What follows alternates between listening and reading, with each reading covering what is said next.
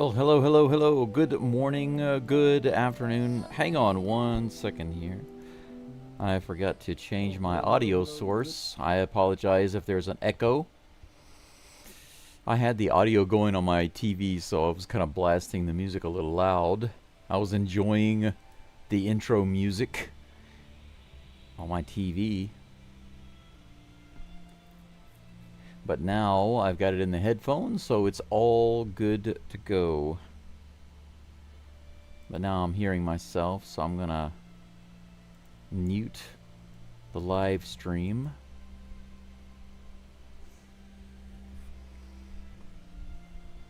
Small text is difficult to see, and that's because I don't have my light reading glasses on.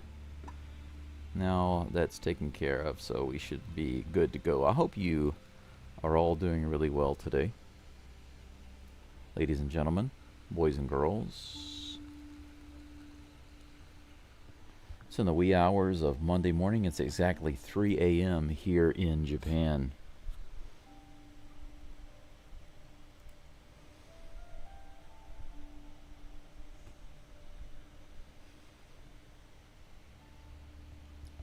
Thank you, Phillips. Good to see you. Shake, thank you for being back. I think I got a smudge on my glasses. And Excalibur Force, good to see you again. Blessed Sunday to you, and Blessed Monday from Japan. Jordan starts rehab. Yes, Jordan is about to do some minor league hitting. How amazing would it be for him to come back in the lineup and go gangbusters? How awesome would that be? Daryl, good afternoon to you. Everyone's who's here today, appreciate you coming in. It has been quite the interesting series. If the Astros want to complete the trilogy properly with the Orioles, they're going to have to destroy them today. Because if you actually look at this 3-game series in Dyking Park as kind of a 3-book set or 3-movie set, a 3-story trilogy, then basically what you're looking at is the heroes get completely destroyed. I mean, just completely destroyed in the first one, right? The first book, the first movie. In the second one, it's a big fight. And in the third one, the heroes finally overcome and completely end the bad guys, right? Thank you very much, Philip. One thing I haven't yet taken the time to figure out is the like button or the like count rather, and the subscriber count. Haven't been able to I just haven't taken the time to figure that out on this new software yet. Yeah, no extra innings today. That would be nice if the hitters just went crazy. The pitchers have a nice easy day. The batters have fun today. That's what I want to see. Hey, Brendan, good to see you. Thanks for being here. I forgot that I don't have a Santos. I don't have an image for De Los Santos. He could be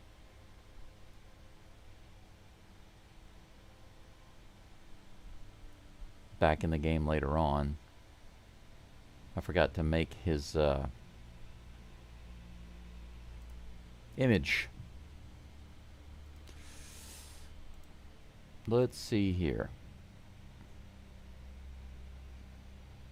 Thumbnail, no, not thumbnail. I don't think that's it.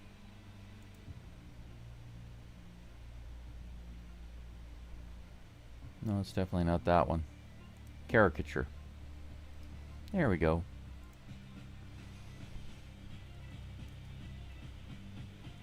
Could you make another for De Los Santos? the same style and size. There we go. Let's take a quick look at the Astros lineup. See who's out in the field. See what their lineup is looking like. Pena is leading off today at shortstop. Correa is batting second at third base. Altuve's playing second today, batting third. Sanchez is batting cleanup in right field. It looks like Walker has the day off. Don't have a problem with that. Batting fifth is Diaz. And he is DH today. Caratini's batting sixth and catching. So far, I'm liking this lineup. Dubon is at first base, batting seventh. Interesting. Melton is in center field, batting eighth. And the Tram, Taylor Trammell, is batting ninth in left field. So we have a right-hander, right-hander, right-hander, left-hander, right-hander, switch hitter, right-hander, left-hander, left-hander. Interesting.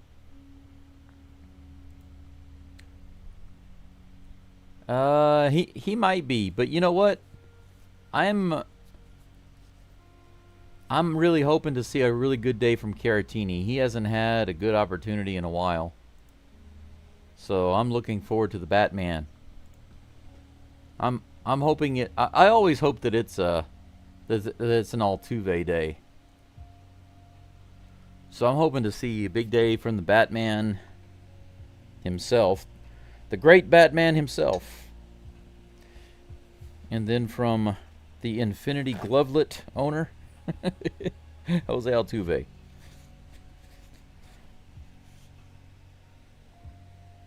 Love me some Altuve. I'll tell you what. I'll tell you what.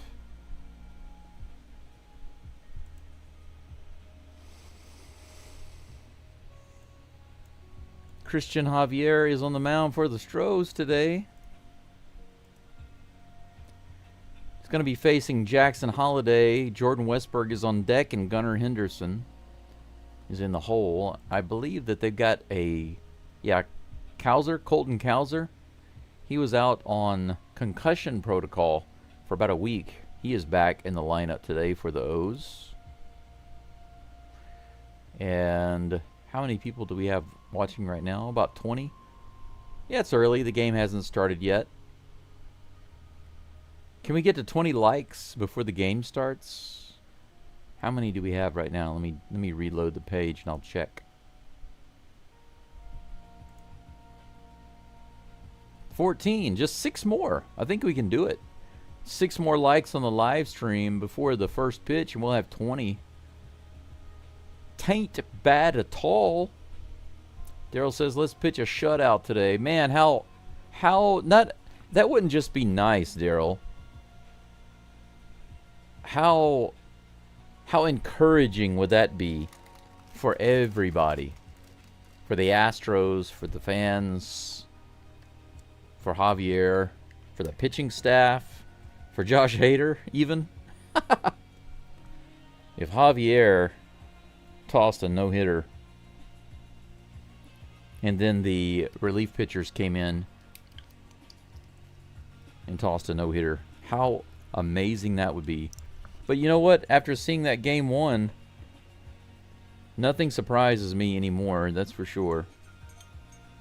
I mean, that Dodgers game where we dismantled them and then having the terrible pitcher come in and basically dismantle us, nothing really surprises me anymore.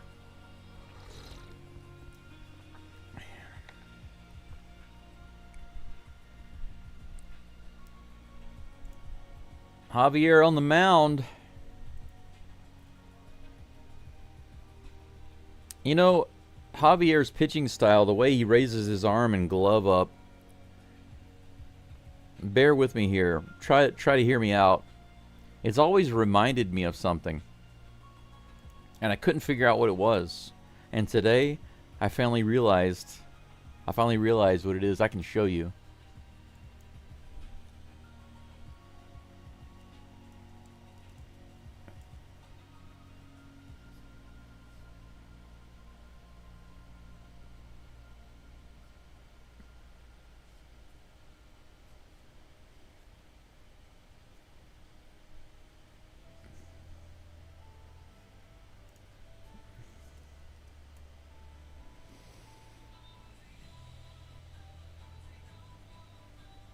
Where is it at? I'm trying to get a good picture of it so I can show you guys. Aha, here's a good picture.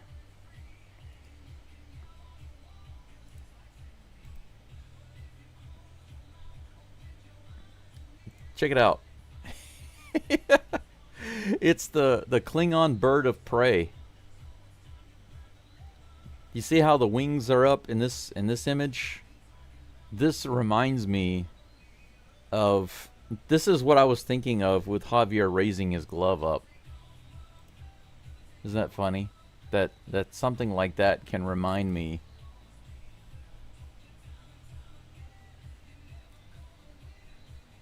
of a Star Trek ship. That's hilarious. Yeah, Philip, I mean, a win is a win, but I'd like to see a couple of things. I'd like to see some encouraging pitching, encouraging hitting by the Astros. Javier's on the mound. Holiday is at the plate. Looks like we are about to have the first pitch. It's on the way. 92 miles an hour right in there.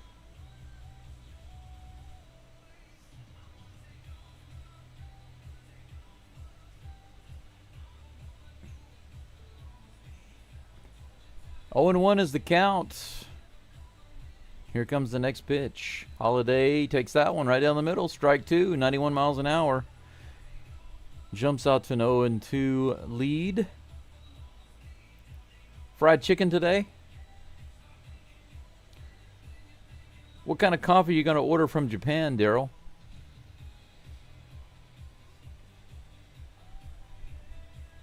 You want to get something that I can get a hold of? I'd be happy to send it to you. That's fouled off. Count remains 0-2. 77 mile an hour knuckle curve. My favorite coffee is from Sado Tehiko. Sado Tehiko is actually a Japanese coffee company. I don't want to compare them to Starbucks because they're not the same, but they are a small chain. Here comes the pitch, the 0-2. This is hit hard to right field, but Sanchez is able to put it away. Whoops, I just realized that the starting soon doesn't need to be on the screen.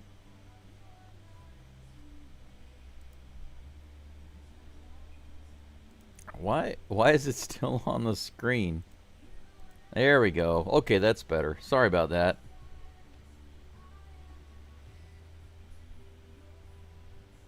Next batter is Jordan Westberg, and the first pitch is on the way.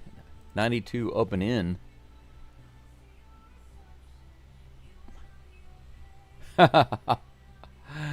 You know, just to make you feel better, Mr. Page, the Wagyu beef is not any cheaper here. It's just as expensive here as it is there.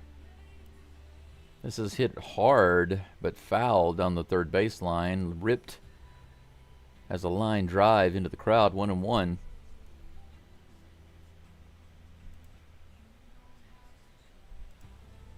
One of the things about getting coffee here in Japan and Asia in general is that they have a much wider selection of independent roasters.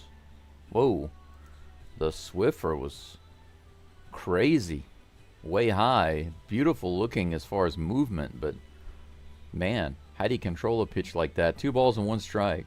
Yeah, good day to you too, Mr. Page. Thank you very much. I appreciate that. Here comes the next pitch. This is hit hard to left field all the way to the warning track.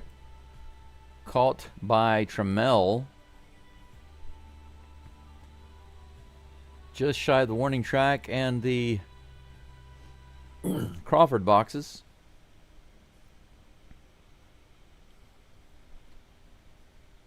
Couple of line drive flyouts so far against Javier. He's up to 8 pitches. Gunnar Henderson comes to the plate.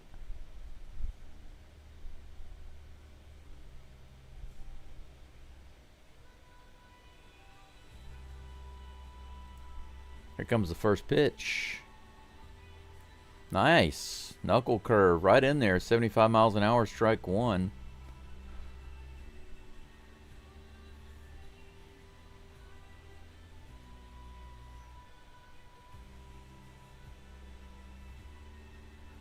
Here comes the next toss. Ground ball straight to Altuve. He lobs it over to first base. It makes me feel happy to see Altuve when he's on second base. It makes things more, not only more comfortable for me, but it feels like things are the way they should be. It's one of the things I actually don't like about the roster, the constant roster changes.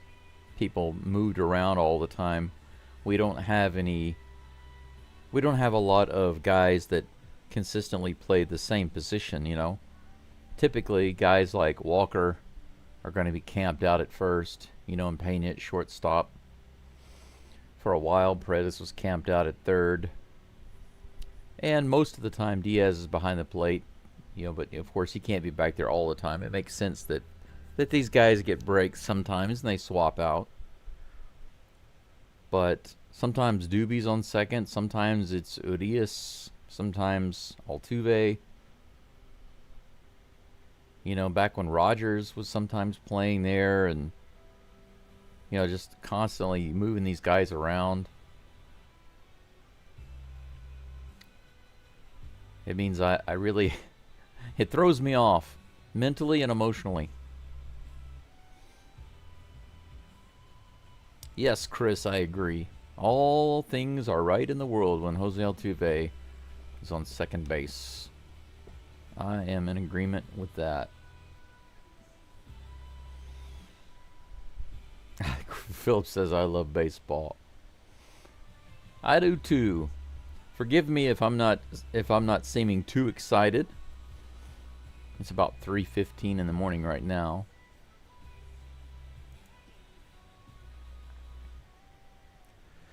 When the Astros win, Jeremy Pena is apparently batting .352, batting .351 with runners in scoring position, batting about .318 in the leadoff position, batting .358 at home.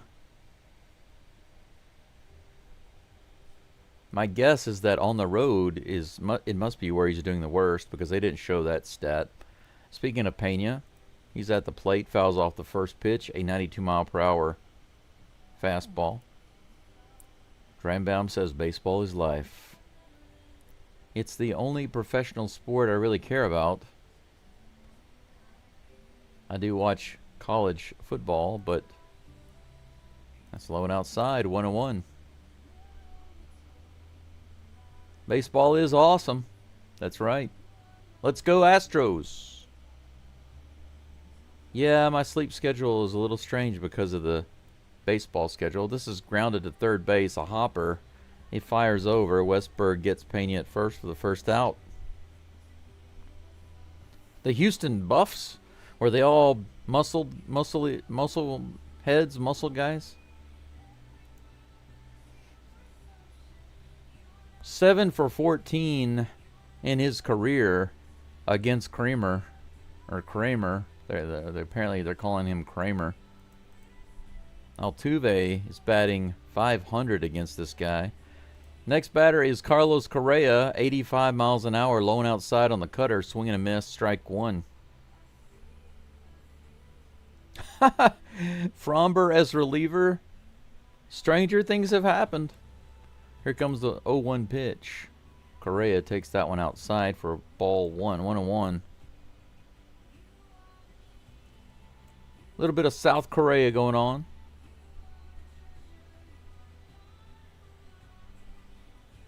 Here comes the 1-1 from Kramer. Up the middle, and that's a base hit for Correa. I almost said Creamer. Correa off Creamer. One out, one run on, and Superman comes to the plate. Cutter right down the middle. Dropped a little bit. Correa went down and got it. No problem. First hit of the game. Off the bat of South Korea.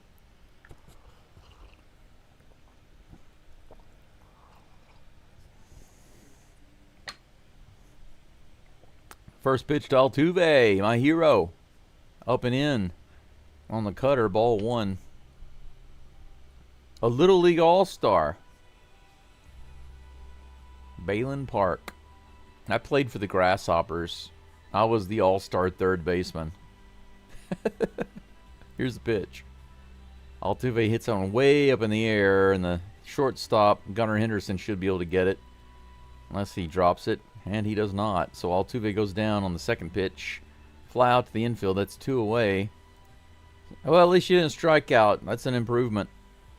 Yesterday was a tough day for the first 3 at-bats. Sanchez is already smiling on his way to the plate. 3 strikeouts in a row for Altuve yesterday before he hit that home run.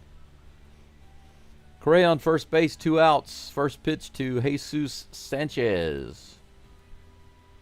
Oh, he got around a little bit late on that one. 93 miles an hour, up and out, strike 1. Hey, that's awesome. Congratulations on the Junior Softball Girls World Series win. That's great. Columbus Little League. 93 above the plate. I think every Astros started off like that. Except for Altuve. He started off with a ball. 1 strike and then 1 ball. Does anybody smile at the plate more than Sanchez? 1 ball, 1 strike. 1 runner on. Here's the pitch. Ooh, 81 in the bottom of the zone, swing and a miss on the splitter. God, that's right. Costanza yesterday and Kramer today.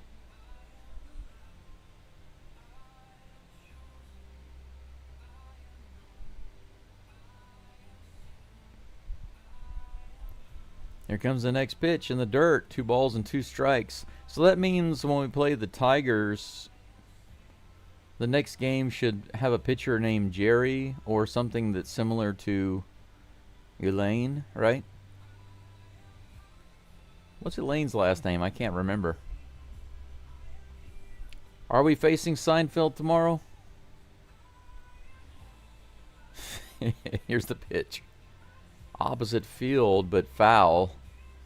2 balls and 2 strikes. The count remains. Cheers, Jordan. Good to see you. Or rather, oh, okay, I see. I thought you were just saying hi, but I realized you were talking about the response to the Little League thing there. No problem. Here's the pitch in the dirt. 81 mile per hour splitter missing, full count.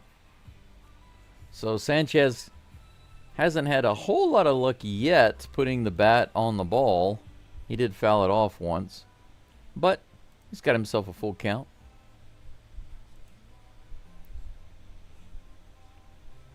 Here comes the toss. Swing and a miss, and he continues to be unable to get the bat on the ball properly. Strikes out. Man, I was expecting Sanchez to look a lot better than that. He's looking really slow and lethargic.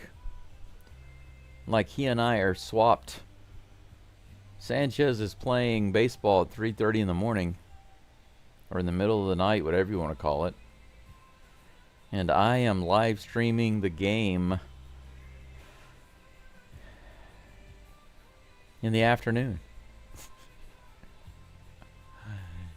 Well, that's the end of the first inning. 1 hit by Correa. And he is left on base by Altuve and Sanchez. 2 left on base for the Astros in the first inning. Top of the second, Javier will be facing Adley Rutschman, Colton Cowser, and Samuel Basallo. Or is it Basallo? Probably Basallo.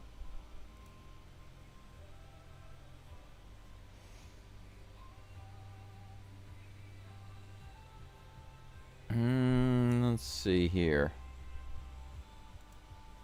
Philip, you're welcome. You know, when I first started, it was kind of on a whim, and it was an experiment. And I wasn't doing very well. I was feeling really terrible with my illness and the medicine and all of that, and the stress of school and teaching English, and there were so many things going on.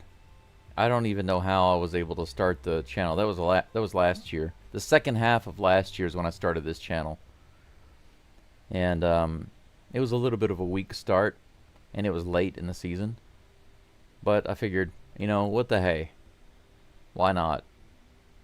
And then over time, I began to think, is this sustainable? Is it something that I can keep doing? For several reasons, and one of those is the schedule, you know, the time for me.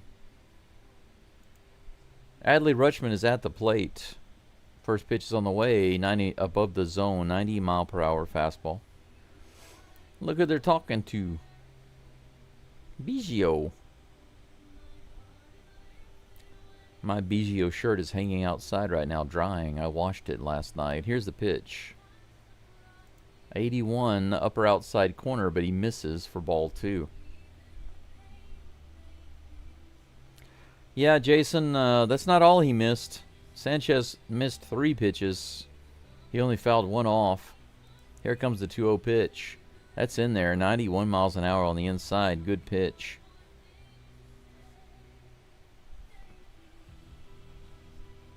Living in a foreign land can be crazy, says Philip. Yes, it can. If you want an interesting experience, go live in China for a while.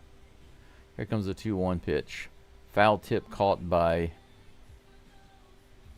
Caratini. Strike 2. 2-2 is the count. Yeah, I mean, he doesn't look bad. How old is Biggio now?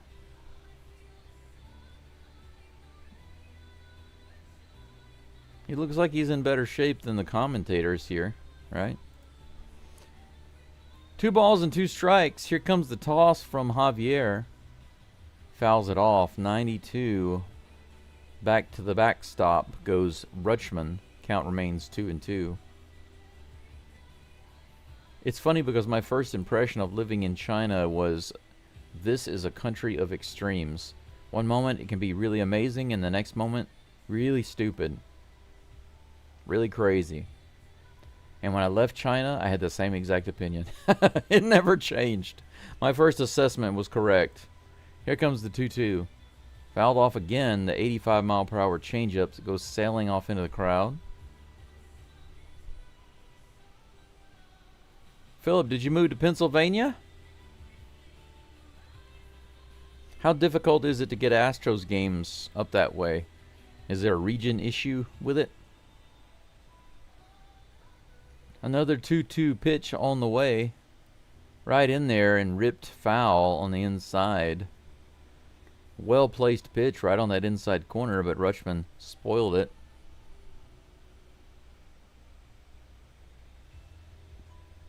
You guys are slightly older than me, just 1 year. Glenn, welcome in.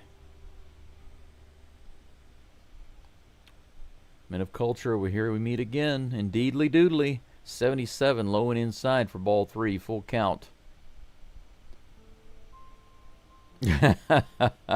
Angel says, I took my blood pressure medicine today after yesterday's game. Let's see if we can get that offense going today. Absolutely. Let's see if we can do it. This is hit high in the air to center field. Melton is underneath it. Good job, Blade Rogers. He made a very adult style catch. Good job.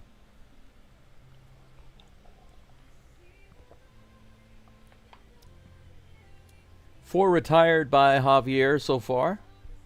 Colton Cowser comes to the plate. His first at bat, returning after a concussion protocol, apparently, for about 1 week. Let's see if he's got his wits about him. Philip, I've been the same way for decades, actually. I'm not a TV person at all. 75 miles an hour, low and inside. Actually, if you count all of these Astros games that I've watched while doing the live play-by-play this year,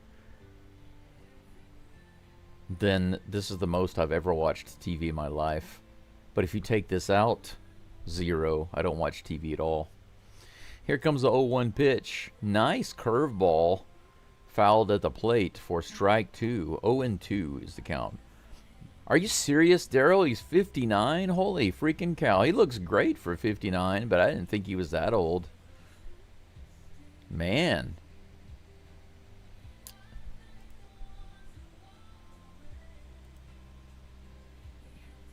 Oh and 2 with 1 out, nobody on. Javier's delivery to Cowser. That should have been a strike on the inside lower corner. Caratini didn't catch it, wasn't able to frame it. Ball 1. Cowser batting .213 for the season. High fastball fouled off. Count remains 1 and 2. Sunshine Kids.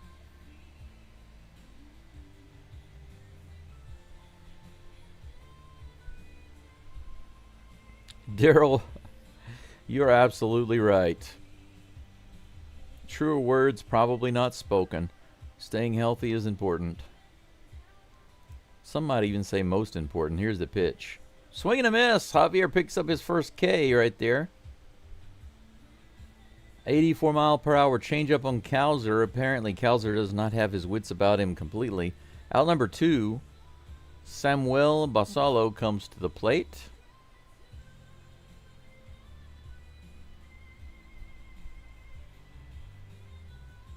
Javier up to 24 pitches, 18 have been strikes. How about that? That's a nice ratio. That is a ratio I can get behind. Next pitch on the way. Basalo fouls that one off. The fastball goes off into the crowd. I know it's early in the game, but so far the at-bats for the Orioles looking pretty good to me. I'm liking what I'm seeing from Javier. Here comes the 0-1 pitch. Nice curveball, but it just misses the top inside corner of the zone. Hey, Alan. Hey to you. Yeah, he does, doesn't he? Biggio definitely does look like he could still play. Look at the guy. Handsome fool. This is hit down the first baseline.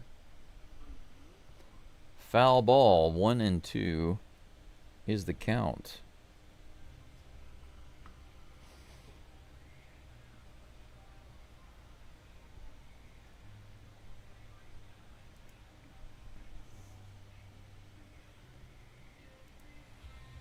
.27 pitches for Javier. 1 ball, 2 strikes to Basalo.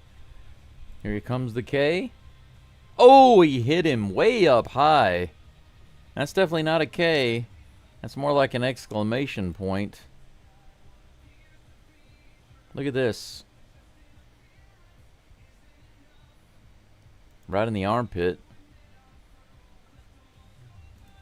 Man. Well, that's one way to get a guy on base. Get hit. 28 pitches now. First pitch to Kobe Mayo coming on the way right there. 76 miles an hour on that curveball in the dirt. Ball 1. Yeah, the best part of waking up is getting hit in your cup. That would definitely not be the best part. That would be the worst part. That knuckle curve looked really nice, but it misses below the zone, and he didn't go fishing for it. 2-0 to Kobe Mayo. 204 is his average for the season. Just 5 homers, 19 RBIs. Not too much of a threat, right? Here comes the 2-0 pitch. That's what I like to see. Popped up in the air to Altuve. Altuve grabs it, puts it away for out number 3. So hit by pitch, but doesn't turn into anything. 1 base runner, no hits, no runs, no errors. All the important stats are okay. Javier up to about 30 pitches. We go into the bottom of the second, 0-0.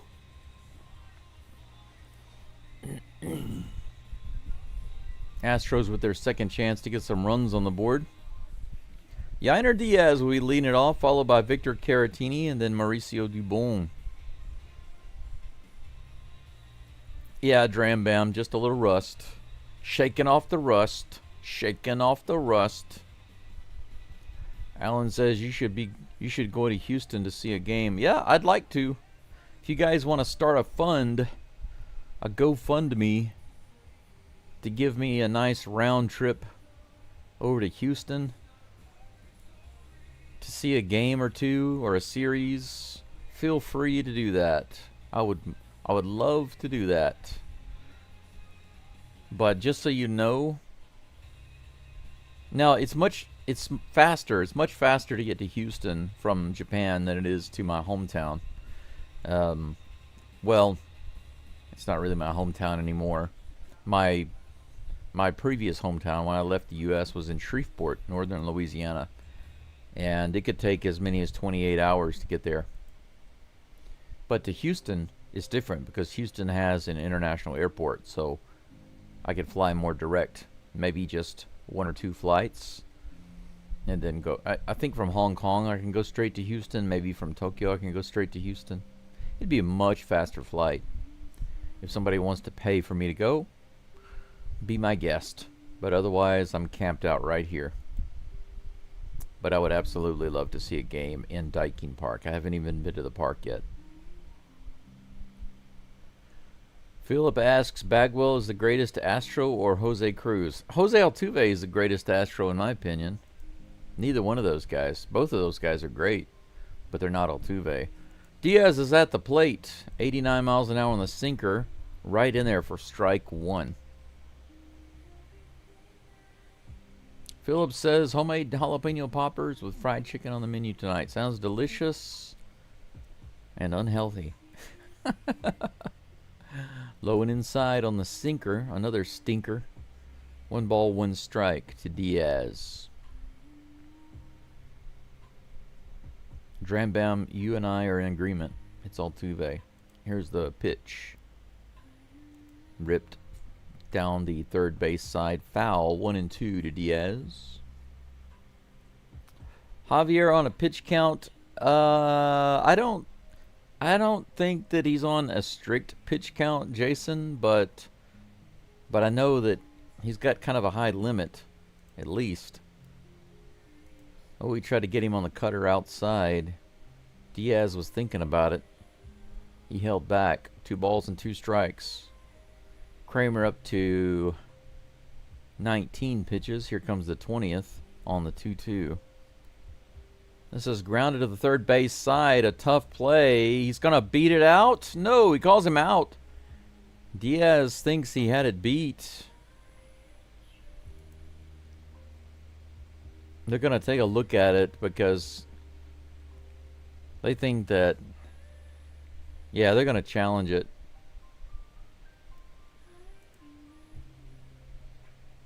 Like I said before, Diaz is not slow. He's not a speed demon, but he's not slow. Yeah, I think he's there. Couldn't see on that angle because the ball didn't come in. This one will be better. Yeah, he's safe. All right. Good job, Yiner. It's going to be an infield single for Yiner Diaz. Yeah, by about 1 millimeter. That's true. That's right. So overturned. He is safe indeed. Indeedly doodly, he is safe. The Batman Victor Caratini comes to the plate. Boom, baby. Gerald Young. That is random. How many people do we have right now following? About 85? That's not bad. Please like the live stream if you have not done so. Thank you in advance. Curveball inside, strike 1 on Caratini. Don't you know I'm the Batman? Yep, they got the call right. Didn't take them long either. Calls like that are pretty easy to quickly look at and overturn. Here comes the 0-1 pitch. Caratini goes opposite field on a little chopper that only plays at first base, and they throw him out, but Diaz gets to second. A little bit of a sacrifice, if you want to call it that. Diaz moves to second. That brings up Mauricio Dubon. That's an interesting poll. Who's the player of the month in your opinion? Jason Alexander, Hunter Brown, Carlos Correa, or someone else? I don't know. I'm kind of leaning towards Jason Alexander. If not, Carlos Correa. I can't think of somebody else that would be my player of the month this month. But the player in my heart is always Jose Altuve. 0-1 to Dubon with that first pitch.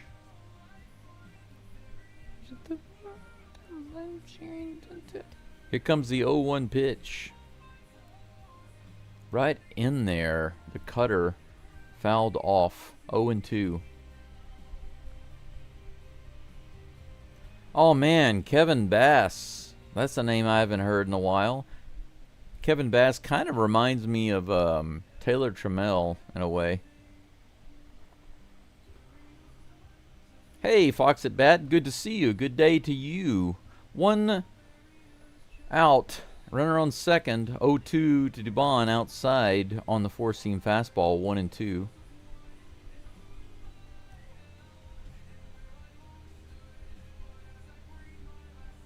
Chris says, I love the way at the hospital they mixed my menu choices.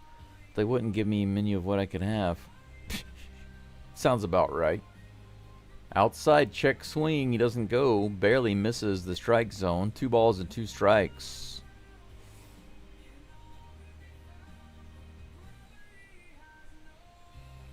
Yeah, you don't want to start off with 2 strikes that fast, shrewdly. That's right. Here comes the 2-2 in the dirt. But he comes back with some patience. Full count. Yainer on second base. They might not be too worried about walking Dubon right here because it puts the double play back on the table. Dubon takes a little step out of the box. Terry Poole, man. You guys really are pulling some stuff out.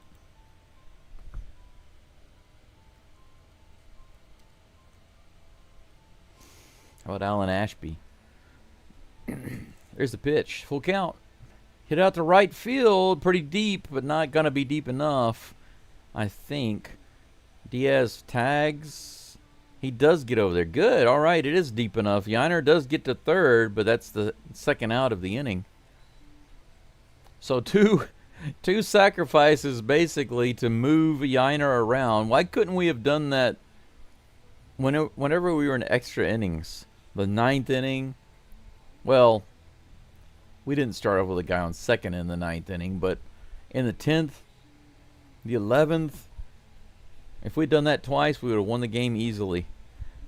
Blade Rogers at the plate, otherwise known as Jacob Melton, his screen name. Here's a pitch.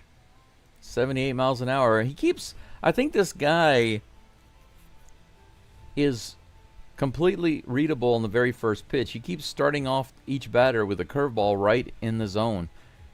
Have they not noticed that yet? Here comes the second pitch. That's also right in the zone. A fastball. 2 right in the middle of the plate to Melton. Curveball in the middle. Strike. Fastball in the middle. Strike. Now he's going to throw a breaking pitch that's looks like it's going to be in the zone, but it's either going to drop or go inside, and Melton is going to swing and miss. That's my guess. I don't want to be right, so I'm trying to jinx him. Here's the pitch. It was a breaking ball. It was a splitter. It went down in the dirt, but he didn't swing. It wasn't a good enough pitch. 1-2 is the pitch count.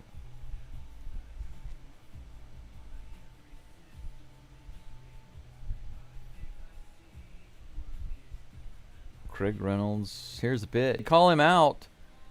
Gunner guns him down.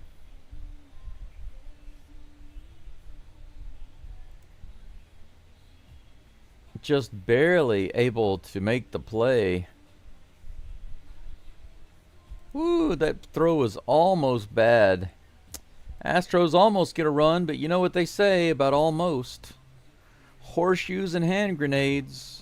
But not in baseball. Almost is not good enough.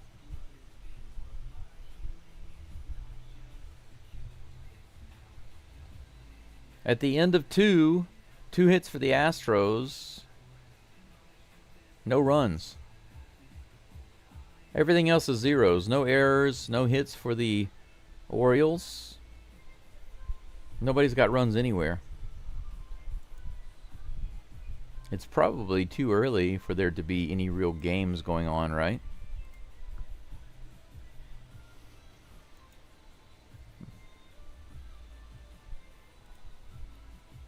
There might... Oh, there looks like there are some games going on. Let's take a look. Phillies beating up on the Nationals. Red Sox up on the Marlins 2-1.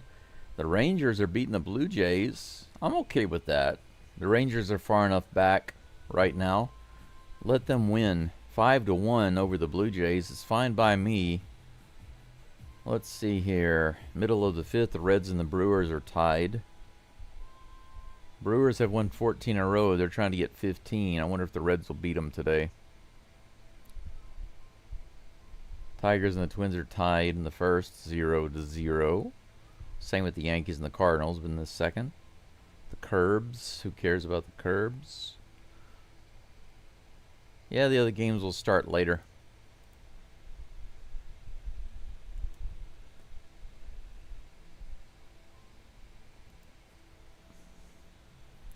I'm showing some highlights of Jason Alexander.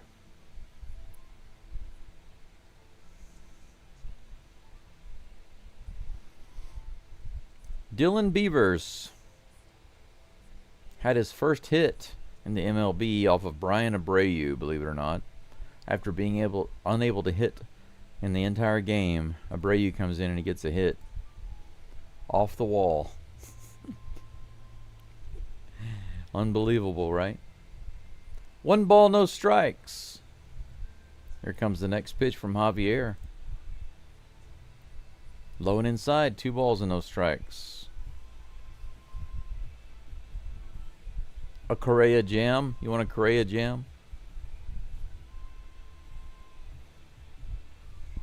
My favorite player when I was a kid was Glenn Davis.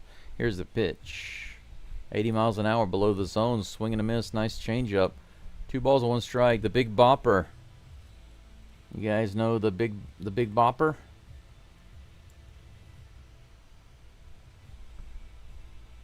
Here comes the 2-1 pitch.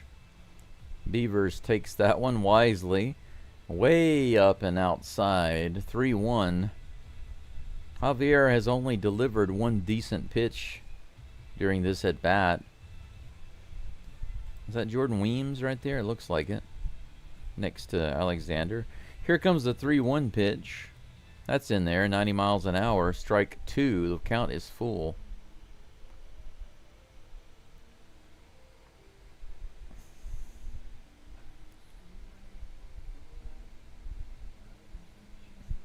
Nobody on, no outs here in the top of the third. Here comes the full count pitch to Beavers. Swing and a miss. Nice. 82 miles an hour on the changeup. Low and inside. Would have been a strike either way. Run through. It's too strong. A river runs through it and all that stuff.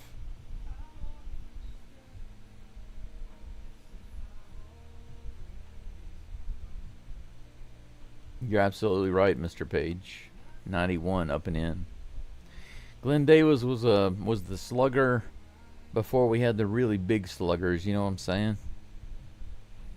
It's funny because if you look at his numbers compared to the other guys, it's like night and day, but still back in the day he was that guy, you know.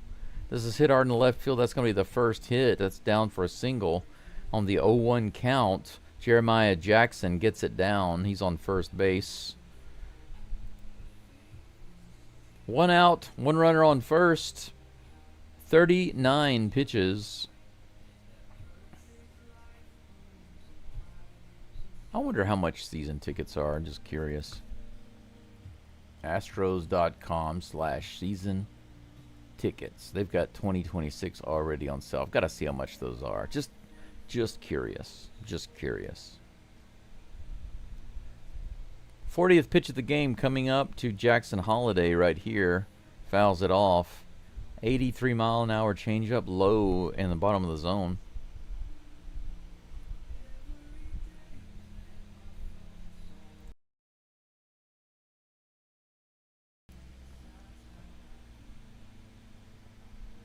0-1 is the count. Here comes the next toss. Ooh, nice. Another changeup. This one went outside. Had some dirty movement on it. Holiday was not able to touch it. Look at that. Whip. Look how beautiful that was. That's the pitch I was always trying to throw in high school. Little throw over to first base, and he's back. Is that Johnson? Is that who's over there? No, Jackson.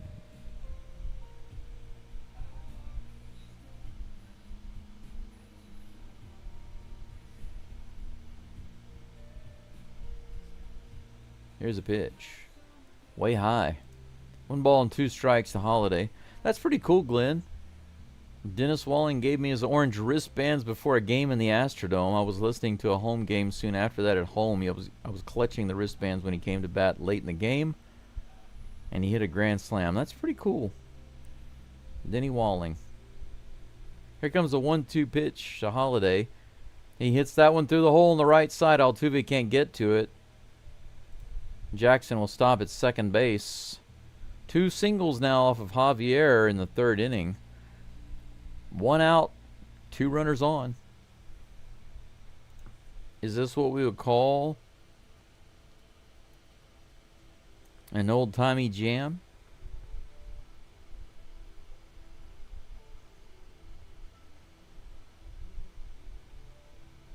Pete Incaviglia, I remember him. What in the world was that? I had... Oh, okay. I was wondering what that was. I just had my bag of half and half containers fall down on the floor. And there's the pitch. This is out in the right field, and it's going to be down for another single. Runners had to hold. Look at that. Bases are loaded with 1 out. 3 straight singles. Single, single, single. Jackson, Holiday, Westberg. So up until now, no hits. Only 1 runner on from a hit by pitch. And now we have bases loaded with 3 straight singles.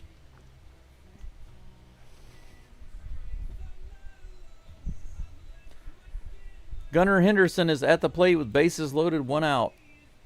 He fouls it at the plate. 75 miles an hour on the knuckle curve. Strike 1. Yeah, Brendan, that's what we need is a double play.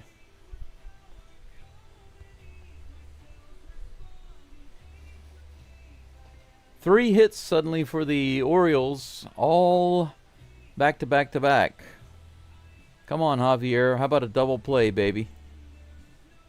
Here's the toss. Up and in, check swing. Did he go? No, he didn't. 1 ball, 1 strike.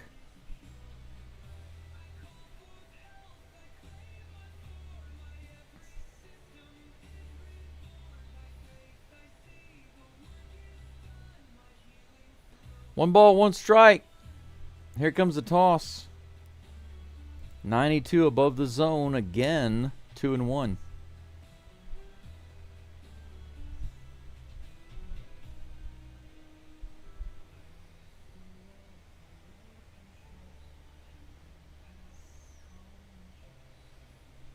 Here comes a 2-1 pitch from Javier. Henderson, the corners right now. 1-0 Orioles, 3 hits, 2 outs. That was a huge save right there. Absolutely. Here comes the 0-1 pitch to... Nope, he goes to first base. Westberg is back. 50th pitch coming up from Javier in just a moment. Adley Rutschman at the plate, over 1 today. Brendan, you're right. If it's the Orioles, 1 is better than 4. Here's the pitch. This is hit high in the air. Should be easily playable by Melton. He puts it away, and that's out number 3. Talk about dodging a massive bullet. Javier, thanks to Jesus Sanchez, walks away with just 1 earned run instead of 4. Holy cowser.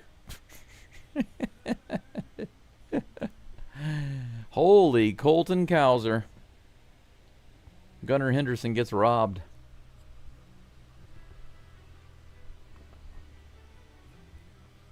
All right. Taylor Trammell comes to the plate. Astros' ninth guy on the batting list today in the batting order. Let's see if the Tram is going to pull out of the station and have a good day, make all the rounds. Followed by Jeremy Pena, then Carlos Correa. These are three guys that should be able to hit the ball back to back to back. Maybe we'll do the same thing. And then Altuve can hit an actual grand slam. He can show everybody how it's done. How wild would that be?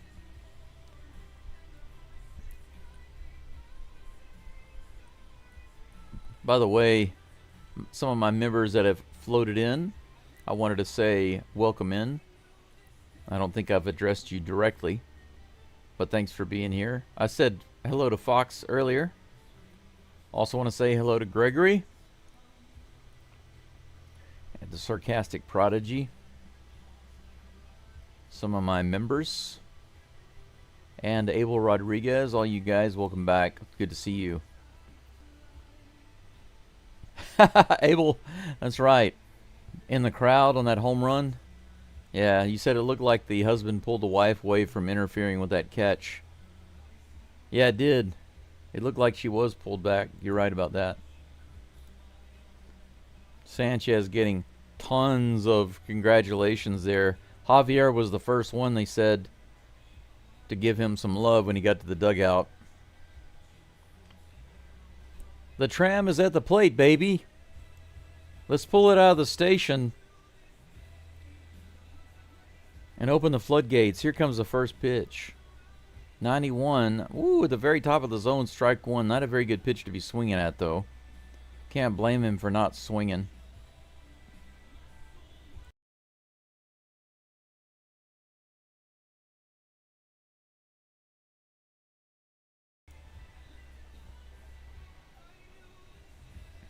Here's the next pitch.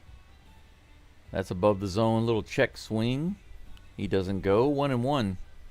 Absolutely it was. It was probably a game saver with the way the Astros have been hitting in this series. Definitely a game saver. Here comes a 1-1 pitch. Tram goes after that one. It was below the zone. The splitter gets him swinging and missing.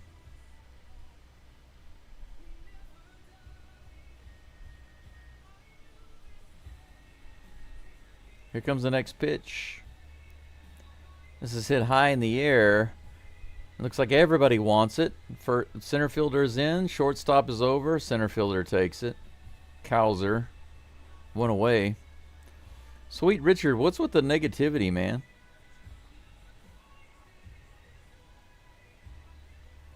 You're surprising me again. The last time you were in the chat, I felt like you were somebody else, like somebody hacked your account or something because you were being so negative, and you're usually not that negative. But there you go again. Makes me wonder. What's going on over there? Are you okay? Jeremy Pena is at the plate. Here comes the first pitch. Outside, ball one.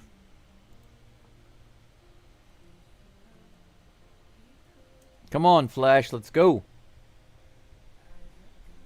Here comes the 1-0 pitch from Kramer. Sour Richard. Outside again. Oh, how can you call that a strike? You can't call that a strike. Look at this. That was literally out of the zone. 1 ball and 1 strike according to the umpire. Well, being realistic, I'm going to put you in timeout for 5 minutes. Because that's not being realistic. That's just being negative. Here's a pitch. 83 below the zone.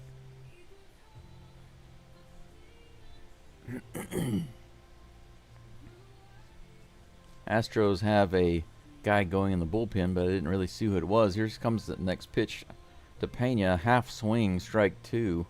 2 balls and 2 strikes to Pena.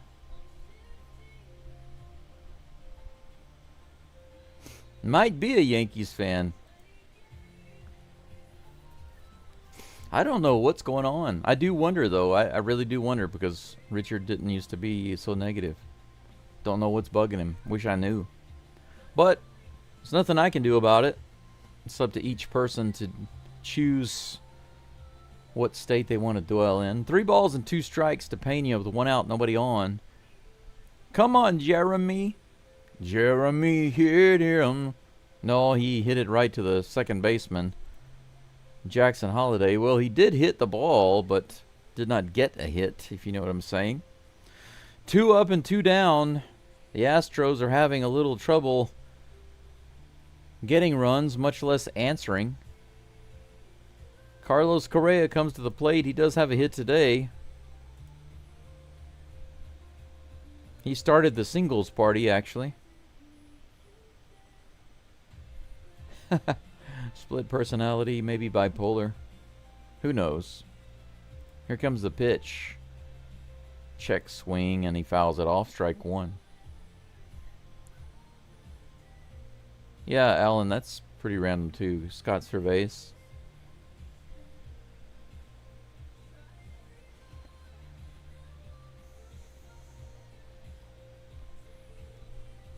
Here comes the 0-1 pitch to Correa.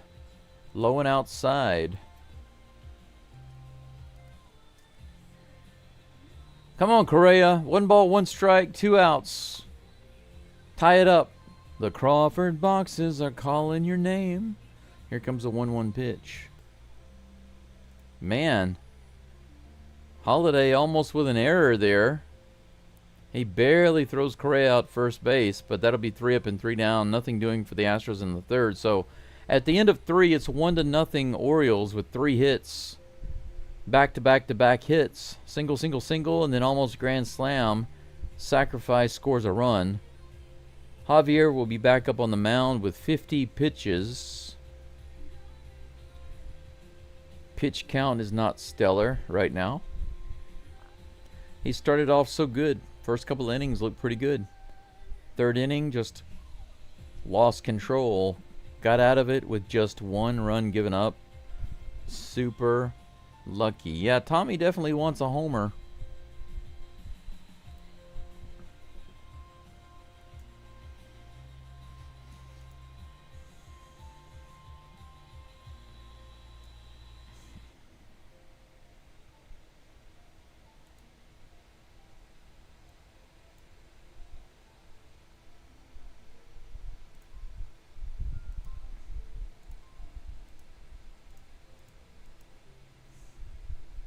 I wonder if you guys can hear this. I want to see if you can hear this.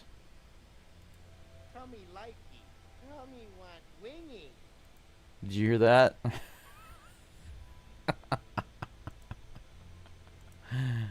Oh man. Good stuff.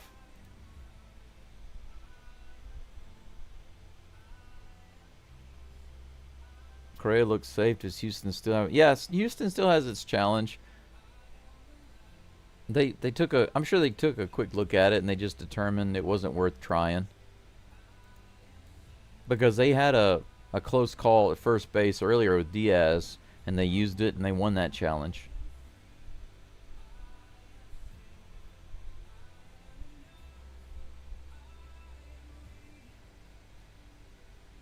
Sean Dubin. Holy cow, that's Sean Dubin, guys. He shaved.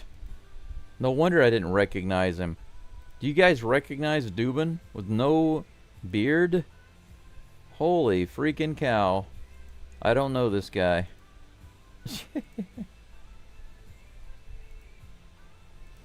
Gonna have to change his portrait now that he has no hair on his face. He looks like a kid, doesn't he? 80 miles an hour outside. 1-1 to Colton Cowser. Yeah, Brendan, I see what you're saying, but I don't think that people forget about that. I think that they're just tired of the Astros struggling to score runs. Right under the glove of Pena. He dives for it, but he gets through. Cowser gets a hit. That's 4 hits now for the Orioles, and that's a leadoff runner. Yeah, I wonder why they took him out. Shrewdly, that's a good point. Only 50 pitches. They must have seen something, or they must have talked to him. But they did have have Dubin going in the bullpen while he was still on the mound. So who knows? This one was right at Pena. Who? No, not Pena. Who was over? That was Correa. Correa got that, threw to Pena at second base and over to first. That's a double play. Man, Correa was playing so far over. I thought that was from Pena Altuve, but it was actually Correa to Pena, and then over to Dubon at first base. Correa was playing so far over to his left. 2 outs, nobody on. Basallo at the plate, or is that Mayo? That's Mayo. Basallo just grounded out. Orioles eat worms. Yeah, they dig around in the dirt. Here comes the 0-1 pitch. Swing and a miss. Good pitch on the inside. Dubin with the 94-mile-per-hour stinker.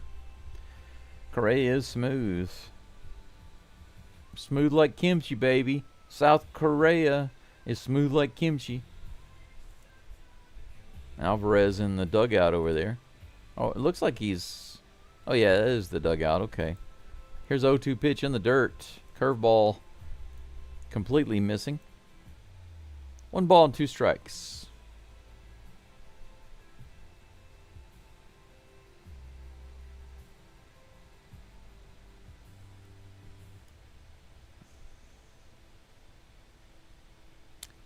Ah, okay. They just said that Javier left the game because of illness, not because of injury. 83 miles an hour, low and outside. Strikeout by Dubin. Gets the swing and a miss, and that's going to be it. 3 up and 3 down. A hit, a double play, and a strikeout for Dubin. Shaving the beard worked.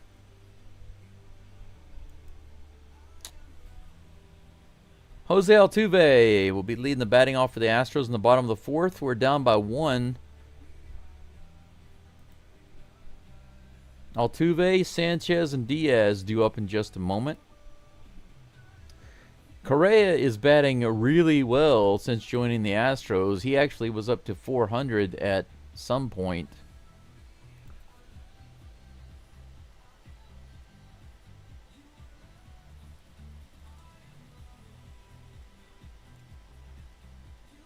Let's see if we can get that.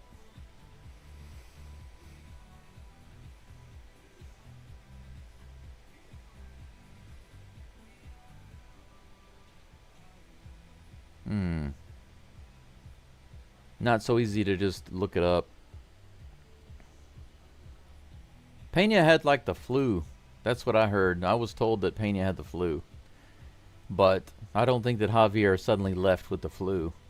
He might have become nauseated or something, just suddenly felt bad. And then had to leave. Maybe that's why he started off pretty good. And maybe in the 3rd inning he wasn't feeling well. He managed to get through it. And then after that he just couldn't go on. That's probably what happened, because he looked really good in the 1st and 2nd inning. That would explain things. I don't feel so bad about that. That makes me feel actually better. I don't know about you guys and gals, but I think that should make us feel better to know that he got a little ill. And that would explain why he kind of fell apart in the 3rd inning. Yeah, well, sometimes you see the pitchers out on the mound and suddenly they just throw up, you know? It happens. Anybody who's played sports knows how that is. It just happens sometimes. My coach used to run us until we would throw up, basically. Jose Altuve at the plate, facing Dean Kramer. 46th pitch of the game. First one is high and outside Altuve, ball 1.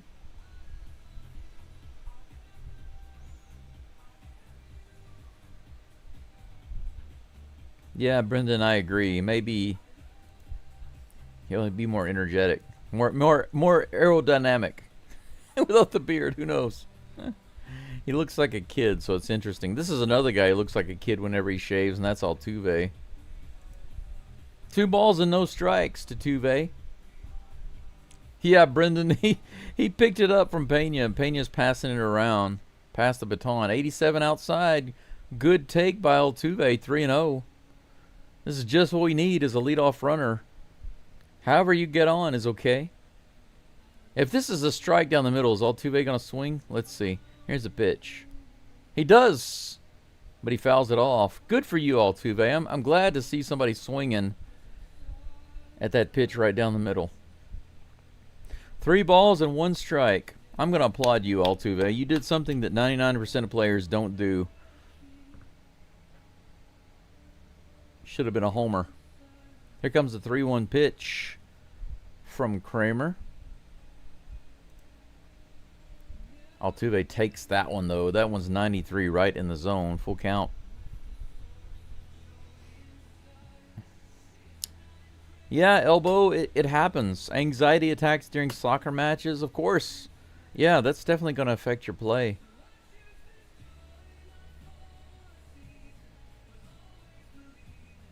Here comes the full count pitch to Altuve. Ah, come on. I'm getting so tired of seeing that. Swing and a miss. 88 mile per hour cutter on the outside.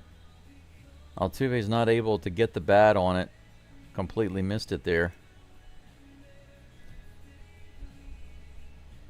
I don't think he was expecting it to be on the outside edge. Almost got a runner, a leadoff runner. Jesus Sanchez at the plate. First pitch on the outside edge, strike 1 with the curve.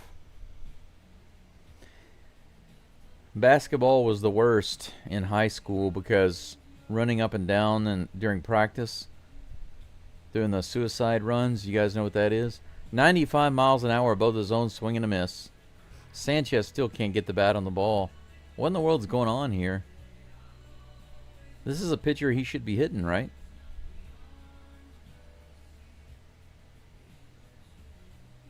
That's my feeling anyway. No balls. 2 strikes. 1 out. Nobody on. Bottom of the 4th. Come on, Sanchez. Inside. Ball 1.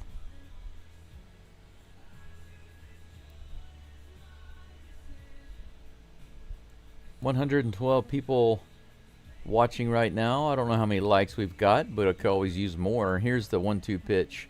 This is grounded to shortstop. Holiday lobs it to the pitcher for some reason. First baseman was kind of off the bag because he was going for the ball. The pitcher had the foresight to run over there and cover the bag. Unfortunately for Sanchez and the Astros, that's the 2nd out of the inning. Yainer Diaz comes to the plate. He had an infield hit his last at bat. That's right, Brendan. Avoid the bathroom after Javier. Maybe he had too much Taco Bell before the game. Taqueras Arandas? I hope not.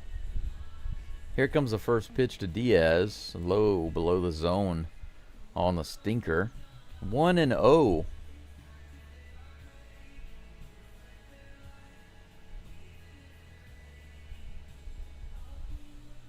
Here comes the 1-0 pitch. Grounded foul down the third base line. 1-1 is the count. Let me reload my page and we'll take a look at the likes. We'll see how close it is. 60 likes. That's a little more than 50%, but let's get that to 75. If you have not liked the live stream, I'd appreciate you doing that as soon as you have a chance. 87 on the outside edge. Diaz fouls it off into the crowd. 1 ball and 2 strikes.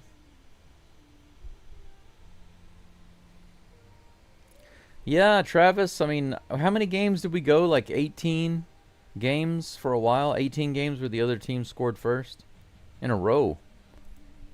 Another one on the outside edge, fouled off by Diaz. The count remains 1-2. 2 outs, nobody on. Pitch number 60 coming up in just a moment for Kramer. Here comes the 1-2 again in the dirt. That one didn't even make it to the plate. 2-2 is the count. How many subscribers do I have right now? I think I was about 23 subscribers as of yesterday. 23 23 subscribers away from 1,000.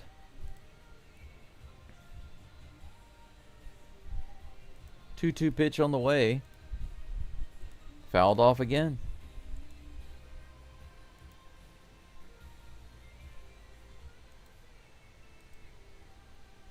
Yeah, I need 24. 24 subscribers to get to 1,000. This series completely stalled me out. The win yesterday helped out a little bit.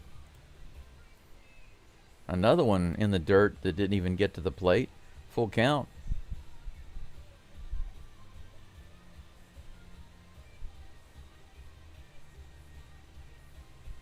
I appreciate that, Travis.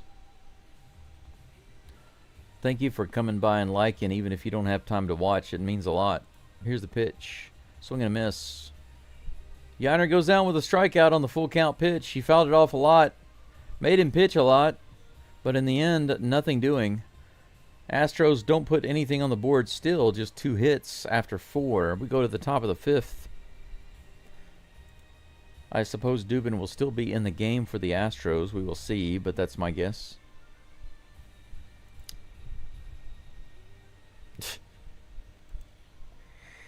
You know what, Sweet Richard, with that comment, I'm putting you in timeout for 24 hours.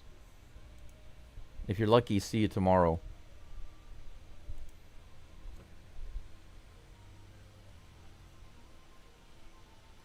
I really don't know what's going on with you, Richard, but for now, see ya. I'm not going to allow stuff like that. You know, the funny thing is that even if somebody... If I had a girlfriend and she said something like that to me, I would just immediately walk away and I'd never see her again. I wouldn't call her, wouldn't message her or anything. Let's see here. Brendan says not one of these games again. All we can do is hope that the Astros come alive in the second half of this game. Well, Ken, Yiner Diaz chasing balls in the dirt is something he struggled with ever since the beginning of his career in the MLB. His ability to resist comes and goes. Jeremy Pena still has a little bit of that sometimes. Look at this. Some vintage Astros right there.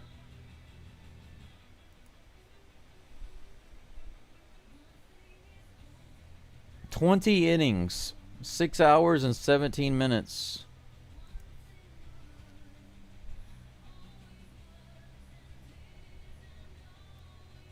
That was Terry Poole.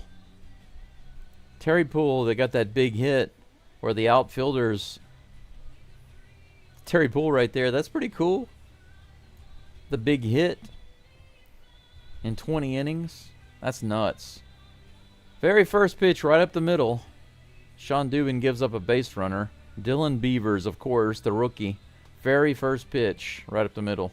Of course, it's the rookie. Yeah, Alan, you know, I'm serious. Sweet Richard has been around for quite a while on the channel, and it's generally, in the beginning for the longest time, was just really sweet, just like the name says, but the past couple of times, I don't know, has been choosing to be negative, but I can't allow that in the chat. You know, there are a couple of rules in the chat. Number 1 is, don't be rude to other people. Number 2, don't be rude to me. Those things get you taken out of the chat. Next pitch. Right in there for strike 1. 1-1 is the count to Jeremiah Jackson. Jeremiah Jackson. I'm going to have to mute the game here because there's so much talking going on between Julia and Terry Poole. I can't focus on the game. Here comes the next pitch, the 1-1. Swing and a miss. 95 right in there. Good toss. Well, it's possible, Brendan, because it really doesn't sound like him at all. It's possible. But that's why I didn't ban him. I just put him in timeout. At first, it was just like 10 minutes. But after that last negative comment, banned him for 24 hours. Just a 24-hour timeout. Dubon thinks they got him at first base. He thinks they picked off the rookie. Are they going to look at it? Maybe not. Maybe Espada's not convinced that they got him.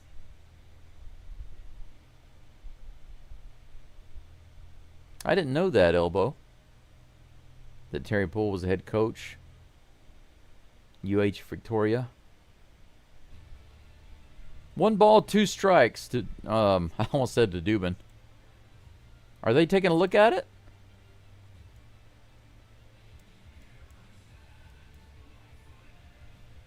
Or is there a timeout?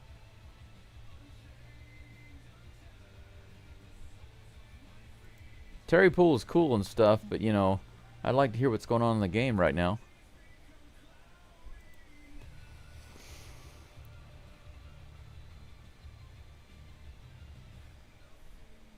Jeremiah Jackson is at the plate. Yeah, they're taking a look at it, but it looks like he's in there.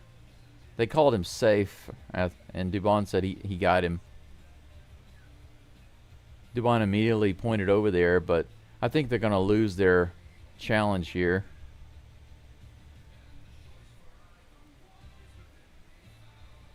Here's another angle.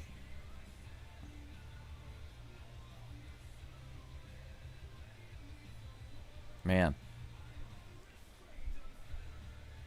Can we get a better angle of that? It was close. Yeah, Julie's a pretty lady. Yeah, he's safe. Thought so. Yeah. Dubon was adamant that they got him at first base. But the Astros lose their challenge. I didn't think that was a good one to be challenging. I think Dubon was going by emotion there on his call to challenge. 1 ball, 2 strikes to Jeremiah Jackson. Here's the next pitch from Dubin. Fouls it off. Count remains 1-2. Allen says a number 3.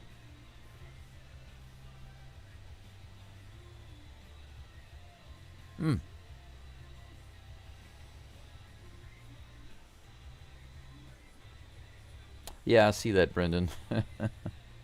This is fouled down the third baseline. The count remains 1-2.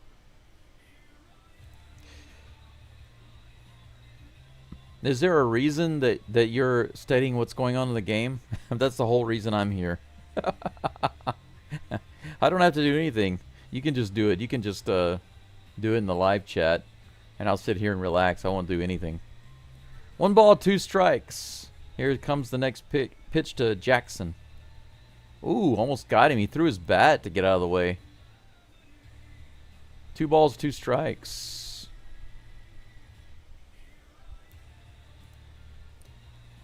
Woo, close. Yeah, you're right, Ken. It was too difficult to see because of that angle, but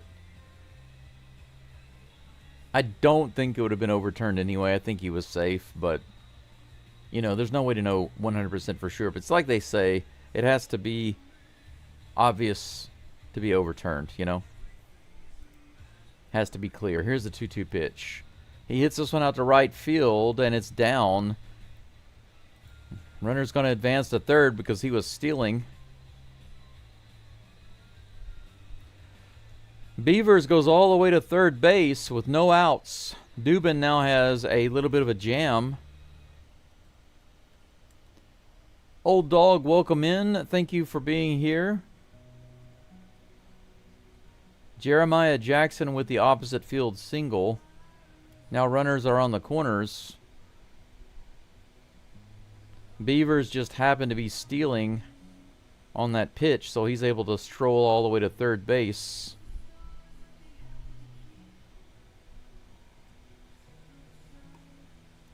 Here comes the next pitch to Jackson Holiday. On that outside edge, strike one, 94 miles an hour. Elbow, I put him in timeout for 24 hours, so I don't think anybody can see any of his comments. Whenever I put them in timeout, it removes all their comments from the chat. I have a few different options for moderating the chat. I can ban people completely from the channel, or I can put them in timeout for 30 seconds, for a minute, 5 minutes, 10 minutes, whatever. I put him in timeout for 24 hours. Here's the pitch. 94, about a foot above the zone. 1-1 is the count.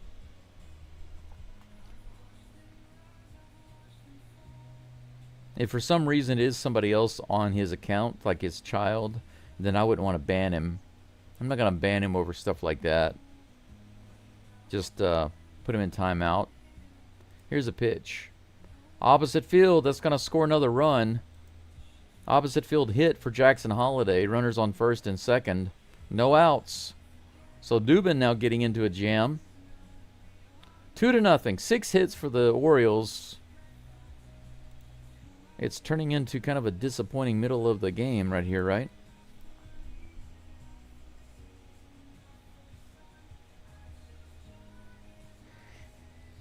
Yeah, if the Reds hang on to that lead, it will end the Brewers' streak. Miller comes out to the mound to have a little chit-chat with Dubin. Stephen Okert warming up in the bullpen.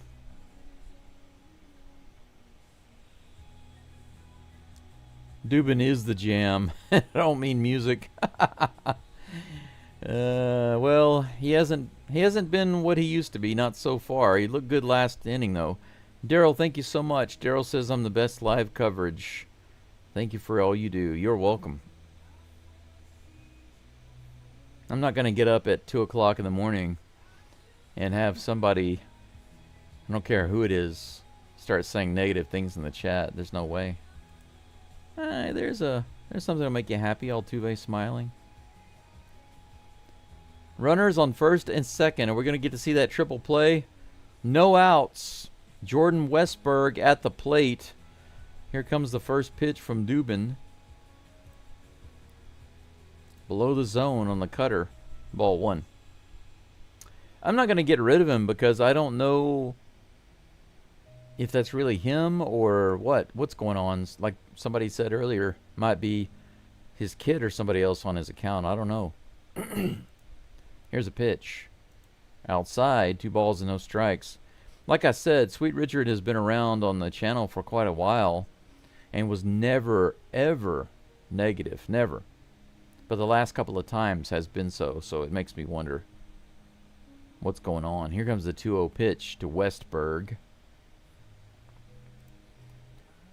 Dubin puts that one way up inside for ball 3. Might have bases loaded with no outs. I see, Brendan. I see. You're talking about Dubin. Get rid of Dubin. Well, we can't. We gotta let the other guy get warmed up first. 93 right in there for strike one, 3-1. That's why Josh Miller came out to have a little meeting on the mound, just so they can give some time to the bullpen to get warmed up. Okert's warming up right now. 3-1 is the count to Jordan Westberg. Here comes the pitch from Sean Dubin. This is hit out into right center field, all the way out to the wall. It's gone. 3-run homer. 5-0 Orioles. Thank you, Sean Dubin. So, if the Astros lost this series, 5-0. Fear the Beard says, can we cut Dubin after this game, please? He might be losing a lot of clout after this. He has done nothing but break down for the Astros. Shaving the beard didn't help. 8 hits for the Orioles. 5 runs. Miller is coming out. No, that's Espada coming out. He just quickly hands the ball off and goes to the dugout. Okert's going to be in just a minute. Hey, Elvis, welcome in. Thanks for being here. Good to see you. Elvis says maybe it's back on the streets and needs a rehab. Yep, send him to MD Anderson or something. Get him to rehab. Groundhog Day like game 1? I sure hope not. I sure hope not, old dog. I'll tell you what, seriously though, the one thing that I hate more than anything else, or I dislike more than anything else with the Astros, and it's just because of the way the schedule works, is having to get up at 2 o'clock in the morning. Well, I don't have to, but I'm choosing to. I choose to get up at 2 o'clock in the morning, and then 5-0 to the Orioles in the 5th inning. And the Astros with 3 hits. No, 2. Not even 3 hits, just 2 hits. Yeah, Elbow, they will surprise you if you don't think that the Astros will lose. I mean, we got swept by the A's at home. Anything can happen. You never know. Ken says Dubin strikes again. Bring Blue Ball up for a long relief. He's a starter, but this isn't the time to worry about that. Well, you know what? I was in favor of letting Blue Ball hang on and have another chance. I liked his power. I liked his speed. I liked his performance. Everything was looking good, and then they just sent him back down. I don't get it. What if they brought a guy in, a rookie, in like second base or something, and he went 5 for 5 with 3 home runs and a double and a triple or something. He had like 5 hits. Would you send him back down? I don't think so. That's not a fluke. Gunnar Henderson at the plate. Had an almost grand slam earlier. Stephen Okert is on the mound with no runners on base, no outs. That's right in there. Strike 1. 1 ball and 1 strike.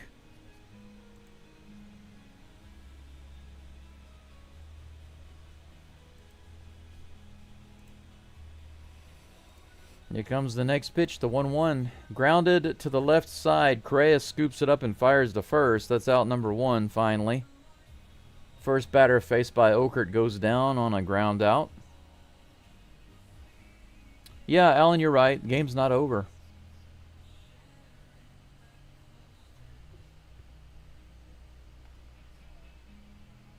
Emily, you're welcome. I tried to sleep, actually. I think I got maybe 2 hours of sleep. I went to bed pretty early. Slept for a couple hours, and then from there I was like awake, asleep, awake, asleep, awake, asleep. Finally...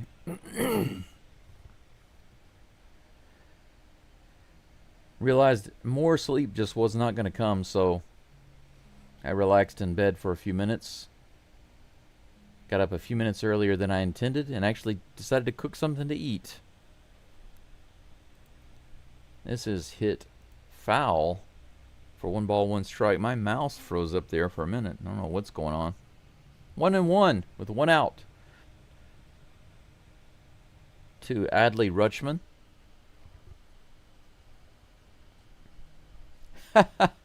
Alan said he needs to trim the pitch count before the beard. That's true. Swing and a miss. 83 on the inside. Good toss by Okert. 1 ball, 2 strikes. Daryl, you're right. All teams struggle. We'll get back on track. I do believe that. If you watch my recent video, I've got 2 videos that are coming out. One has just come out, which is the emotional version of the Astros season up until this point, and what's to come. I've got the logical version coming out later on. I got to finish it first. Swing and a miss. Strike 3. Okert gets out number 2 with the strikeout on the 1-2 pitch. Rutschman goes down. Colton Cowser comes up. Nice slider. Okert comes in and takes out the first 2 batters he faces.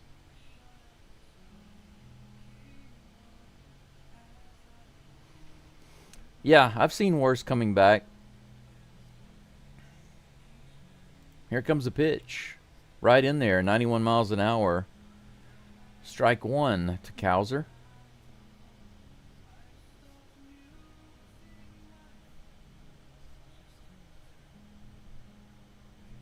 Jim Bob, are you Sweet Richard? Here's the pitch.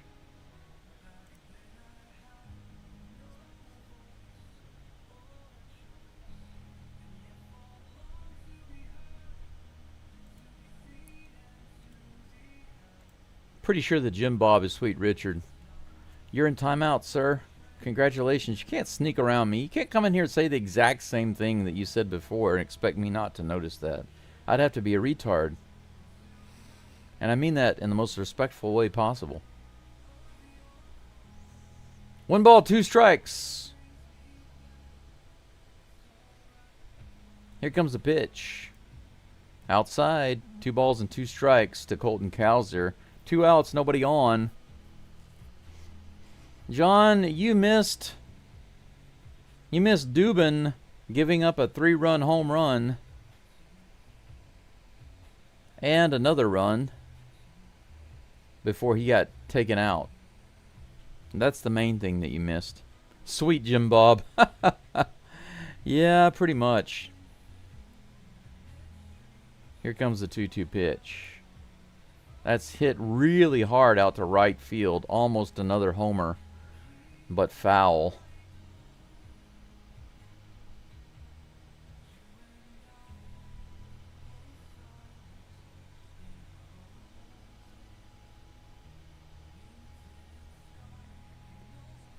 Well, the Astros could be the scrapper team that wins against all odds this year. They could be that Cinderella story. 3 balls and 2 strikes to Cowser. That ball was way outside and in the dirt.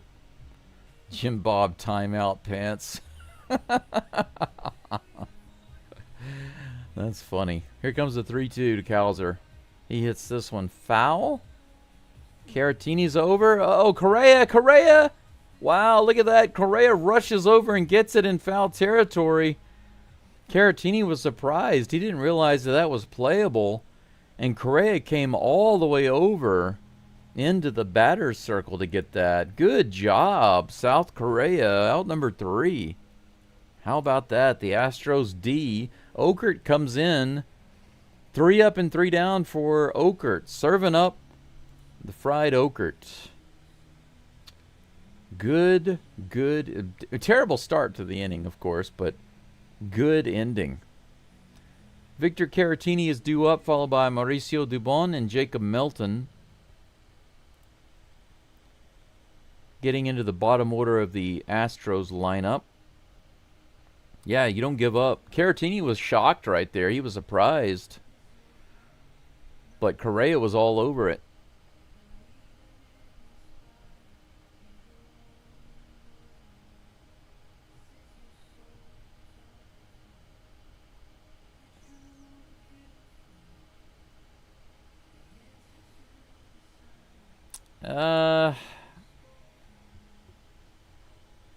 I wouldn't really say that the offense stinks. If you look at the performance of the offense compared to all the other teams, it doesn't stink, actually. But when you look at the MLB offenses overall, they're generally not doing well overall offensively.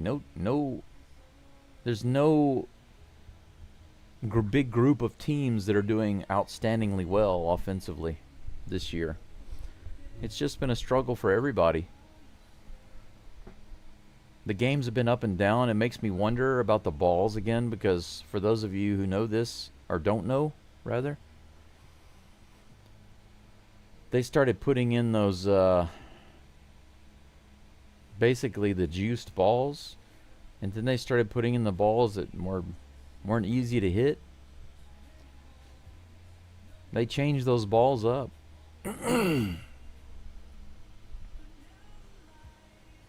The balls that they get on the mound, one ball is different than the next.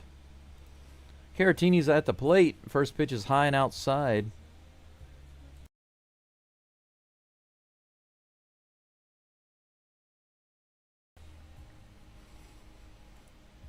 One ball and no strikes. Here comes the pitch. Another one way outside. Ball 2.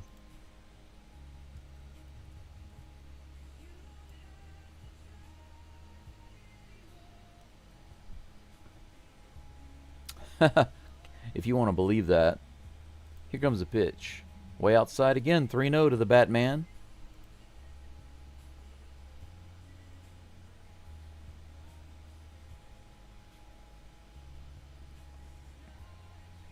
Here comes the next pitch. Pablo, who in the world are you talking to? Are you Sweet Richard back for some more? 4-0. 4 balls, no strikes. Caratini goes to first base with a walk. The Batman doesn't get any good pitches to swing at.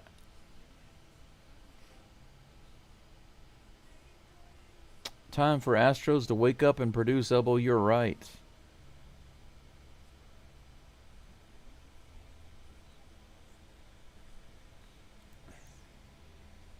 On the inside edge, finally a strike to Dubon. 87 mile per hour.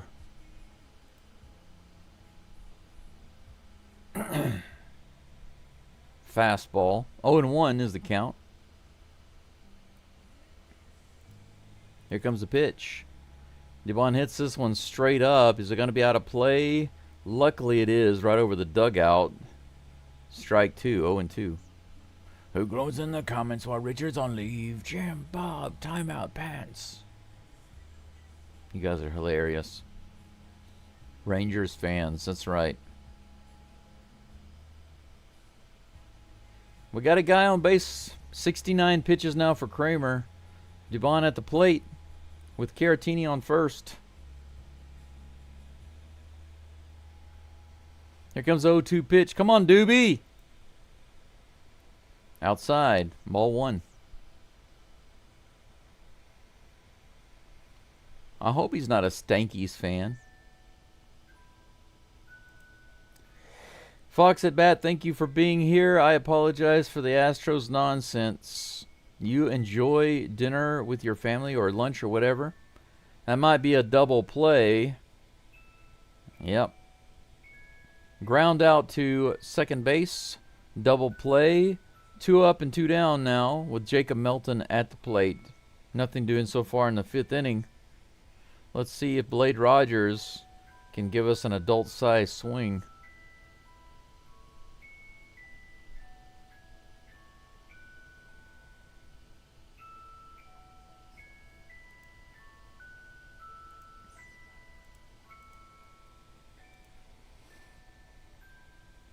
First pitch to Melton is in the dirt. 1 ball, no strikes, nobody on, 2 outs. Exciting game for us Astros fans. We and the crowd, this packed crowd in Dyking Park, we are being treated today. Swing and a miss. Wow. That's exciting. I've got a playlist going in the background, and that was Twinkle Twinkle Little Star. Daryl, you can hear. I was wondering if you guys could hear the background music I have going here. 81 miles an hour outside, 2 balls and 1 strike to Milton. I've got my phone right here, and it's connected to a Bluetooth, playing some background music on a playlist, and for some reason, it still has this. It's like a music box. I used it to make a video one time, and I downloaded it, and apparently put it in my music folder. 2 balls and 2 strikes with that swing and miss. Melton down to his last strike. 2 outs, 2 balls, 2 strikes. This is too much. Here comes the toss. Woo, man. Low and inside on that corner. Could have gone either way. Ball 3, full count. It was Twinkle Twinkle Little Star. I think it was. No, wait, let me think. Think about it.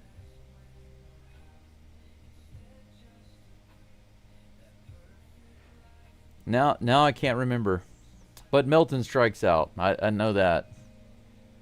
Out number 3. That's it for the Astros in the 5th. Nothing doing. 5 innings of scoreless ball. The Astros are getting shut out again. 2 hits for the Stros. 8 for the O's. 5-0. Yeah, the Astros look so uninspired right now at the plate. They really do. Just overall, though, I mean, pitching and hitting, suddenly the Astros just look. I mean, if it weren't for Sanchez's smile, it would just look like none of them want to play baseball. And I know that that's not true. It's just uninspired ball right now. That's all. Let me go back and take a look. I can tell you. Let me look at the. It was When You Wish Upon a Star. That's what it was. I made a little video for a friend of mine. And sometimes I do the editing on my phone, and sometimes I do the editing on my computer. Depending on where I'm at, what I'm doing, and how difficult it is. If it's something easy, I can just do it on my phone. But I had to download that in order to put it in the video. It's still on my phone. Apparently it dropped it into my music playlist. That's no big deal. It's not like I'm doing anything. I'm not going anywhere, Alan. The game's not busy. The chat's not too busy. As long as the questions are reasonable and respectful and family safe. Speaking of family safe, I think I'd like to get some more coffee. Might as well. You know what I'm saying? Stephen Okert's still on the mound. He's facing Samuel Basallo. 80 miles an hour right in the middle of the plate. Swing and a miss. Strike one. Today's one of those days where I just want to I just want to live stream the game straight and just not even worry about doing the clips. Just let it play and let you guys see all of it, but that would be a big no-no. It wouldn't take long for the stream to be taken down. That's fouled off by Basallo. 0-2 is the count. Lefty on lefty. Here's the toss. In the dirt. Man, that was terrible. Didn't even make it to the batter's box. Oh, why did I put my hot water way over there? I'm so out of it. I was about to grab my hot water and pour it into the filter. I haven't even put any coffee grounds in there yet. Here comes the 1-2. Ooh! Oh! How do you not call that strike three? Look at that. Beautiful pitch on the outside edge. 2 balls and 2 strikes.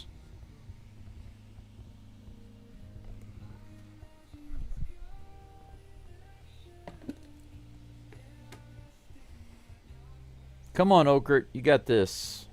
Here comes the 2-2 pitch. Fouled. No, that's going to be out in left field. Oh, it is foul, actually.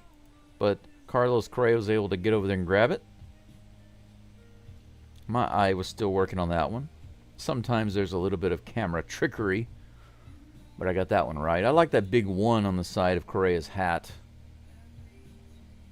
Oh, yeah, they all got their number on the side.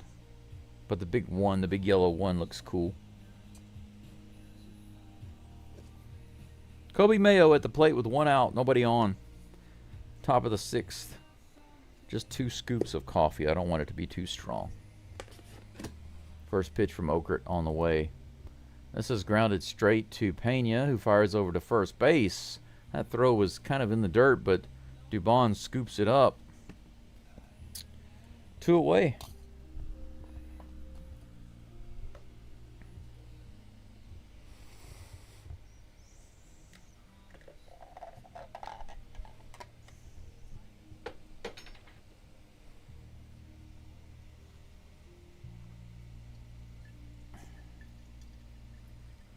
All right. Still talking about Billy Wagner. First pitch is fouled off. Dylan Beavers back at the plate. 1 single and scored a run earlier. 0-1 is the count. Elbow wants to know if Dubin will be optioned today. I wouldn't complain about that. Man, right on that outside edge again. Call the ball. Dubin is, I'm sorry, Dubin. Okert is getting robbed.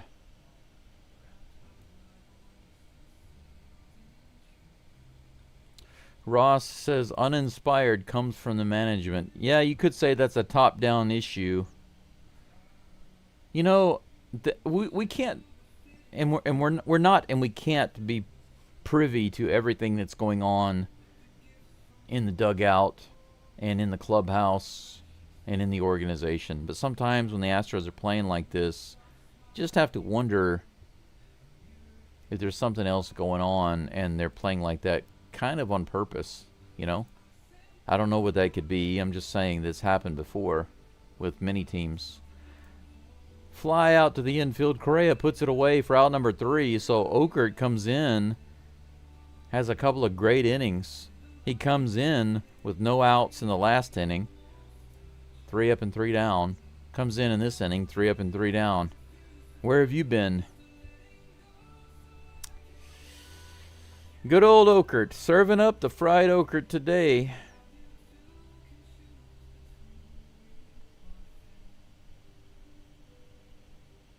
Jason says the Reds closer blew it. I'm not surprised. 15 games for the Brewers. You know, all of these Astros podcasters, I think they're just hating, honestly. They are adamant that the Brewers are fakers, that they're not really good. They're just fake good. But how do you win 15 games in a row and not be good? When the Astros are struggling, and I know that we've had injuries and stuff, but, I mean, think about our lineup. We got a lot of guys in our lineup that should be scoring some runs right now, and we're not. We got some pitchers that should be pitching really, really good right now, and they're either not or they're pitching so-so. We've got issues struggling to keep first place, and some of our podcasters are hating on a team that is on a record streak. How can they not be good? Yeah, of course, Daryl. Every team has a little bit of luck here and there, but you don't get to 15 wins in a row primarily because of luck. It's a very small percentage. It's mostly skill.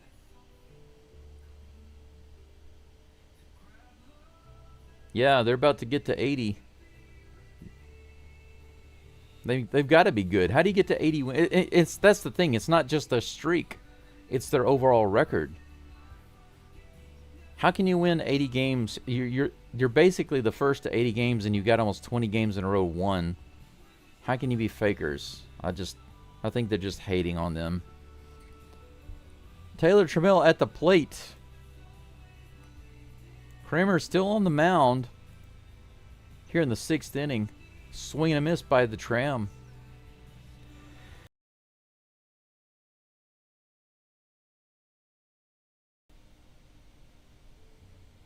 Oh and 1. Here comes a pitch to the Tram. Another swing and a miss. 93 swing and a miss. 94 swing and a miss. I believe that Tram did strike out his last at bat. Let's see if he can do something a little different this time. Come on, Tram. Here comes the 0-2. Way high. 1 ball, 2 strikes. Leadoff batter for the Astros here in the bottom of the 6th. We got 4 opportunities. 4 innings of opportunities, that is. Here comes a 1-2 pitch. Right in the middle of the zone. The fastball, 94 miles an hour. Swing and a miss. Tram looks ticked off. But you know, you can't be missing a 94 mile per hour pitch right in the middle of the zone. A 4-pitch strikeout for Kramer. 2nd strikeout for Trammell. Jeremy Pena comes up to the plate. 2 ground outs for Pena today. This is a guy we really need to get going. Outside, ball 1.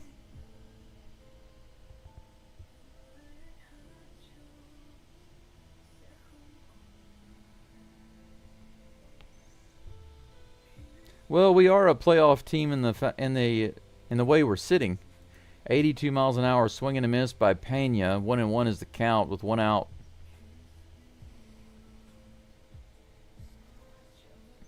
Just because of our record, I mean, we're in first place in the division. We're still a playoff team. Here's a pitch. Wow, outside on the cutter. 1 ball and 2 strikes. Kramer, I mean, what is with the Orioles pitchers making the Astros look like amateurs, really? Astros look like they don't know what they're doing, like they've never batted before. They're batting like a high school team against an MLB team. I really don't get it. Here comes the 1-2 pitch. Another swing and a miss by Pena on the cutter outside. 2 balls outside the zone, and he can't get the bat on it, and he strikes out. How many strikeouts is that for Kramer?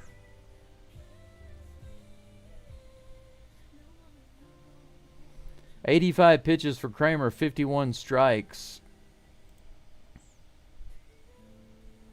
5 strikeouts, just 1 walk, and only 2 hits. Correa at the plate with 2 outs. Nobody on. First pitch is a ball.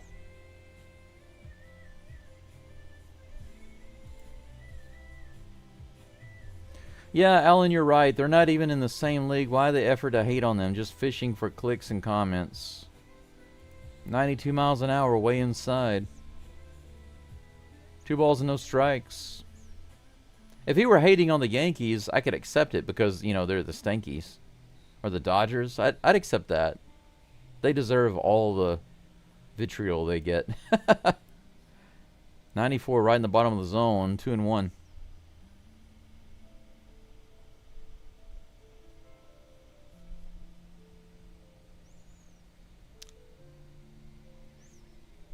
Cody, you're in the wrong chat for that. Here comes the pitch. Swing and a miss, low and outside. 2 balls and 2 strikes on Correa. Come on, Correa, you got to hit earlier. Can you get one now? Make something happen, baby. More Cy Young pitching, Cougs. Yeah, that's right. Those awesome Cy Young pitchers on the O's staff. Right side tapper taken by the first baseman. Easy out for out number 3. Bottom of the 6th, and that's going to be it for the Astros this inning. We go to the top of the 7th. 5-0.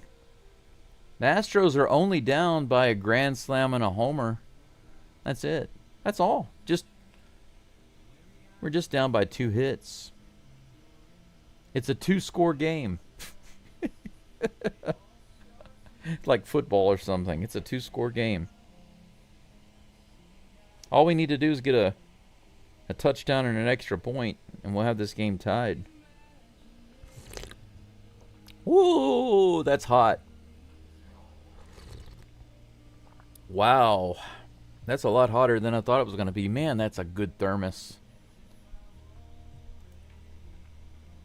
Sometimes I get really, really lucky with some of the things that the family left behind. Whenever I bought this house, there were so many things left behind. Some things were like from a really long time ago.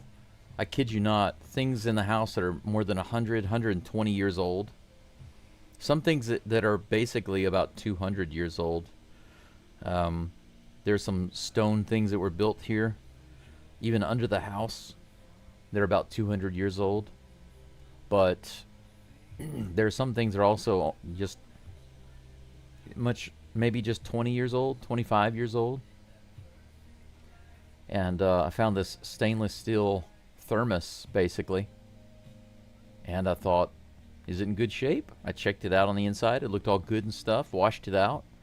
And I was like, the big question is, how well does it work?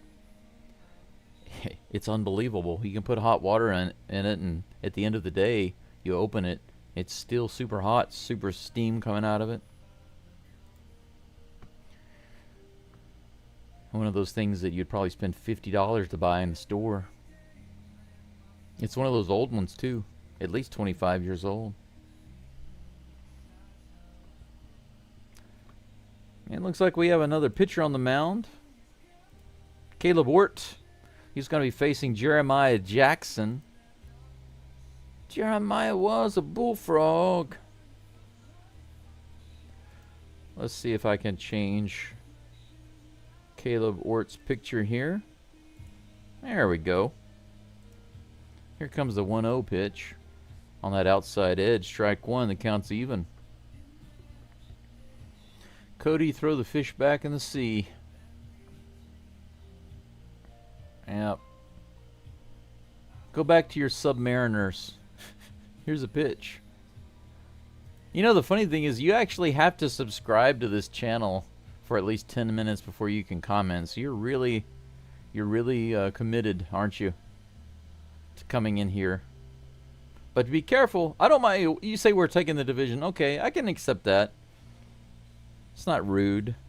It's silly, but, you know, I'm not going to have any rules against being silly. 1 2 strike pitch on the outside edge. Should have been strike 3. Called ball 2. Man, that was close. That should have been a strike. Coog says, how's the weather over there, Mr. Go? Weather's pretty nice. I mean, it's been a little hot, but not too bad.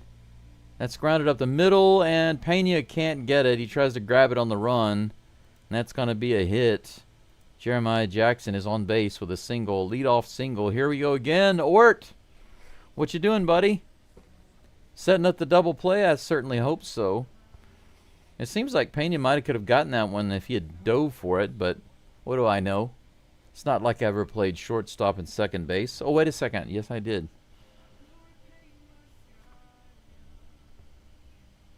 Mad? You mean like crazy mad or angry mad? Because I'm not sure what you mean. Which mad do you mean? 90 miles an hour inside on Jackson Holiday. 1 ball, no strikes. Runner on first. No outs. I will say this. We had thunderstorm warnings until midnight last night, but I only had showers here for like 15 minutes in the middle of the day. And that was it. What's the temperature been? Let's see here. 31 to Fahrenheit. 87 degrees has been the high with about 80% humidity, so it's bearable. But because of where my house is located next to this mountain and it's pretty high up, the temperature out here at nighttime is really nice. I've got a fan going. That's all I need. I literally have no air conditioner in this house. And I know that sounds crazy, but you don't need it in a house like this. 97 up and in. 3 balls and 1 strike to Jackson Holiday. Because of the location of this house and the design of the house, summertime you don't need any AC at all. Not even in July and August. Just a fan or two. Right now I've only got 1 tiny fan going. I don't even have my big fan going. Here comes the 3-1 pitch. This is fouled off. Full count. But during the wintertime, it is freezing cold here. When the snow comes down and it gets really cold, it gets down to about -8 Celsius. What is that? What is -8 in? That's 17 degrees. 17.5 degrees Fahrenheit. Or it steps off the rubber. Resets the pitch clock.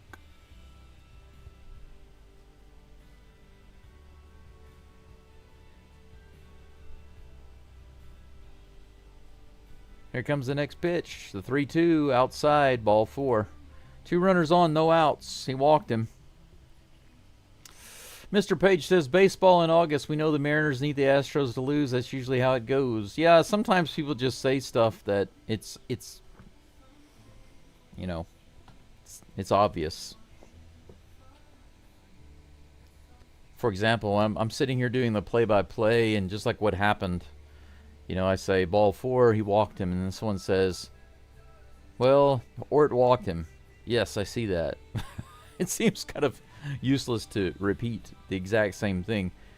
2 runners on for Jordan Westberg, who's in there for ball 1. That's up and outside.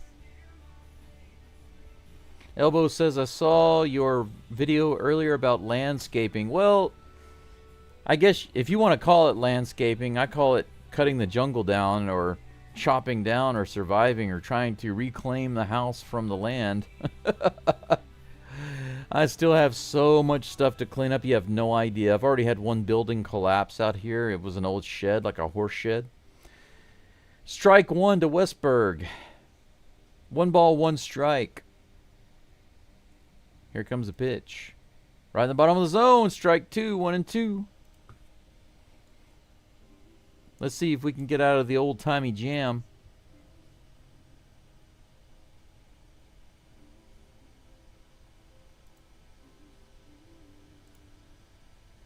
Ross is gone from the channel. That's fouled off. Count remains 1-2. Mr. Page says, always looking up at us in the standings must get old. Yeah, you know the Mariners have problems with their necks. Ugh. 1 ball, 2 strikes to Westberg. 2 runners on, no outs. Here's the pitch. Too high. 2 balls and 2 strikes.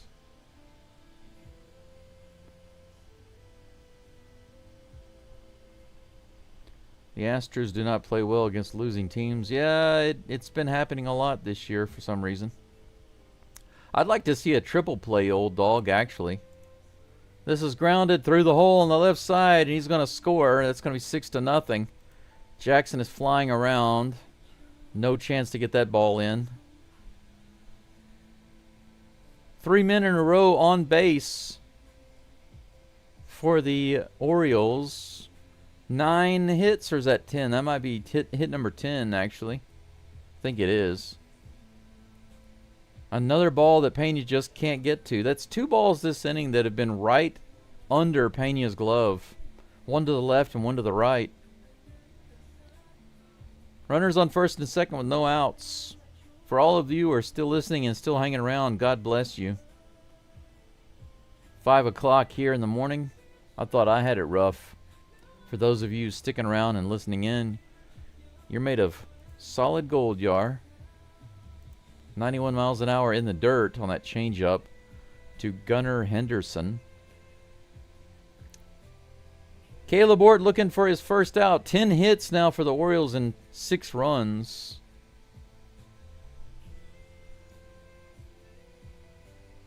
Wow.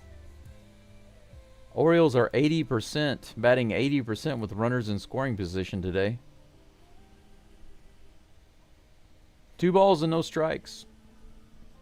Okert is probably out because he reached his limit. He pitched 2 innings. That's my guess. His pitch limit, I think.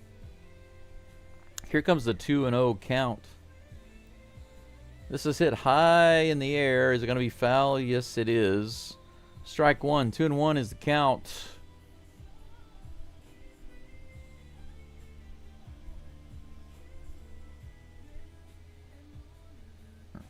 Yeah, you're right, Ken. Hiroshima is a beautiful area. Really beautiful. I know Tokyo's a famous tourist spot. So is Osaka. Kyoto, of course. I mean, Kyoto is really beautiful and has a lot of old stuff there, but Hiroshima has a lot of beauty. Here comes the 1-2, or 2-1 rather. Now it's 2-2. 97 mile per hour fastball blows it by him. Hey, Caesar, welcome in, and I'm sorry about the score. It's not my fault, trust me. Yeah, Burr indeed. Here comes the 2-2 pitch. Outside, another full count.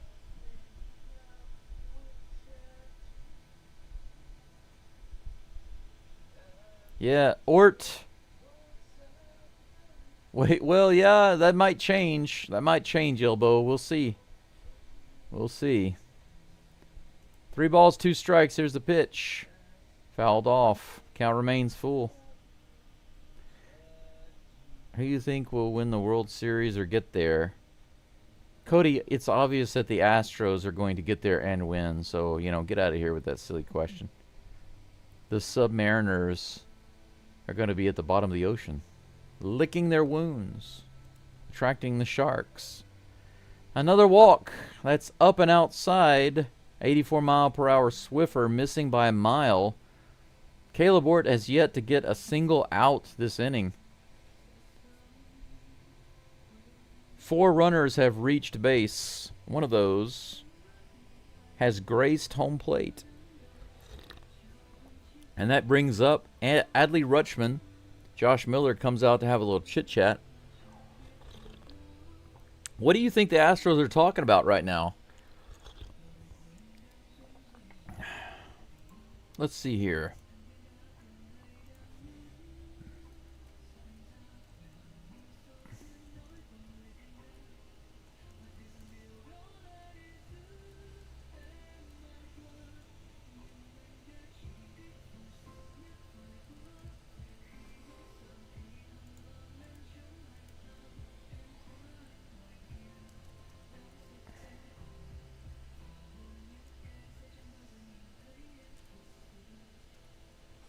Okay, there you go. Here's a poll for you. Let's make it fun.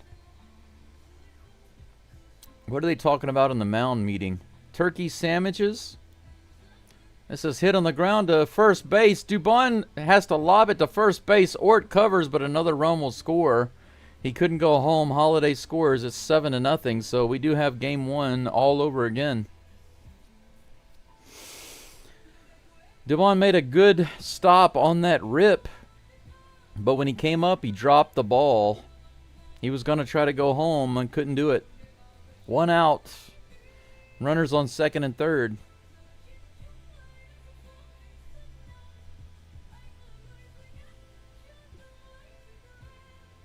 By the way, if you're wondering why would I put turkey sandwiches on there, because I would kill for a turkey sandwich.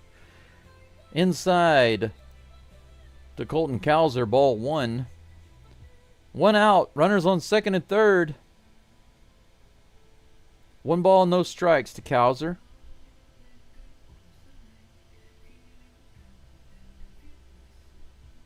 Here's a pitch.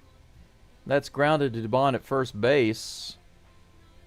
He holds the runners at second and third this time. Out number 2.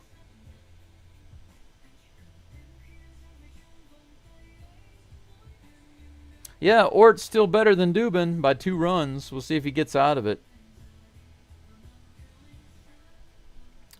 Your team sucks. Hey, Cody, how about this?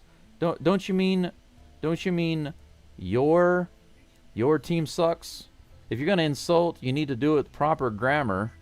And you are now banned from the channel because you have crossed the line. It's bad enough to insult, but if you're going to do it with terrible grammar, then you have no place on my channel. Trust me, I'm a writer. I can't tolerate insults with bad grammar. That's like the worst possible combination. 1 ball, no strikes to Basalo. Swing and a miss. 91 on the inside. 1-1 is the count. Daryl says, what's for dinner? Well, I'm a long ways off from dinner. It's 5:15 in the morning here. I did cook before this game started. I actually cooked and ate something around 2 o'clock in the morning. This is hit hard. I think it's probably going to be gone. No, maybe not. Are you kidding me? Sanchez does it again. Sanchez saves the Astros. Holy cow. A 3-run homer is saved by Sanchez. Are you kidding me? Sanchez has wiped 7 runs off the board just by himself on his defense. Look at this. Holy cow. Can you imagine? This game could be 13-0 right now. 13-0.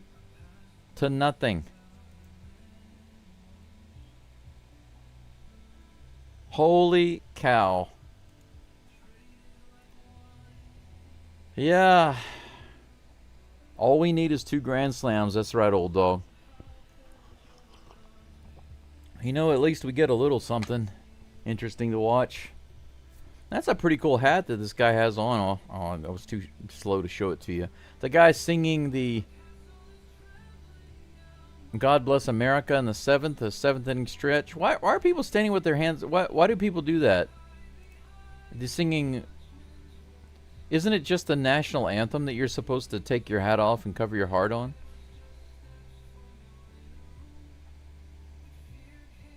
Doing the same thing for God Bless America is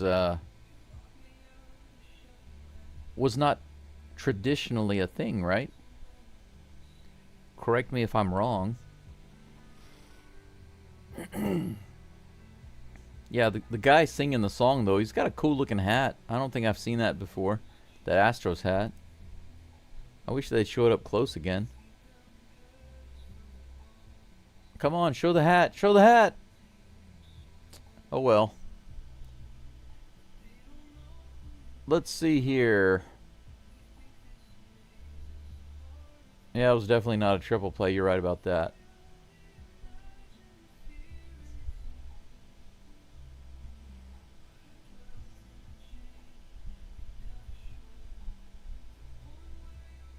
Is the Cincinnati-Milwaukee game over? I thought it was over already. Let me take a look.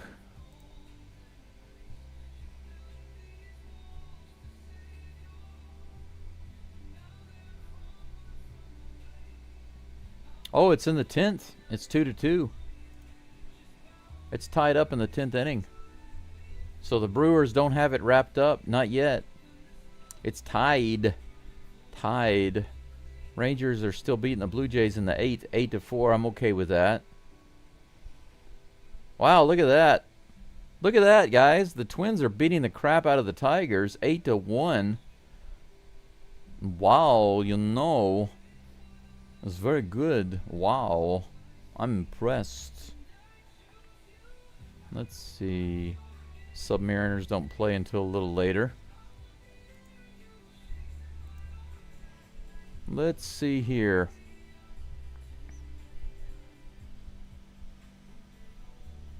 Mariners baseball. There's always next year. That's right. Let's trade for a bunch of guys and load up our batting and load up our pitchers and spend a lot of money so we can have a chance next year. Yeah, all of our pitchers today trying to go back down. Now, Javier obviously wasn't bad. Okert wasn't bad. Javier just got sick. He had a rough inning, but he still got out of it despite being sick. But everybody else is like, please send me down, please. Kramer's still in the game. Altuve's at the plate. 91 on the upper outside edge. Come on.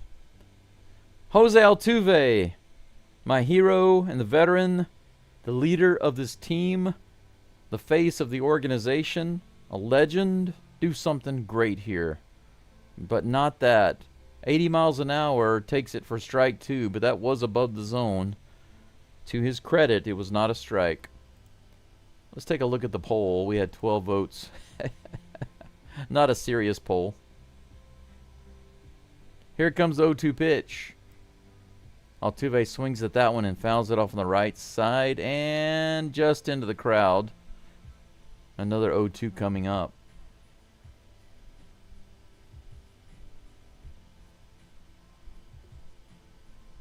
He was talking about the mound meeting. I see. You mean Daryl?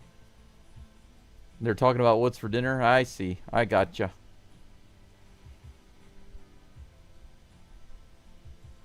You guys don't have to worry about Cody anymore. He was blocked. Here's the pitch. Altuve bounces that one, fell down the third baseline. Count remains 0-2. Yeah. The score could actually be much worse. Almost double what it is right now. It could be 13-0. It seriously could be. Jordan says, so much for my mowing and we score plan. Yeah, it didn't work out this time. Sad thing is that I've got mowing to do later on. This is hit high in the air. Is it going to be foul? Yes, it's out of play. 0-2 again. Actually, after this game, I'm going to have to go to Geaux City and visit the tax office because they owe me about $500. After I take care of that, or maybe even before I take care of that, I can have breakfast, actually. Low and outside, ball 1 to Altuve. 1-2 is the count. Anything's better than kneeling. That's right. Let's die on our feet, fellas. No reason to just exist on our knees. Let's die on our feet. Here comes a 1-2 pitch. Altuve hits it through for a hit. Yes! Right through. First hit in like 6 innings. First base runner since the 5th inning. First hit since the 2nd. 81-mile-per-hour splitter right through the gap.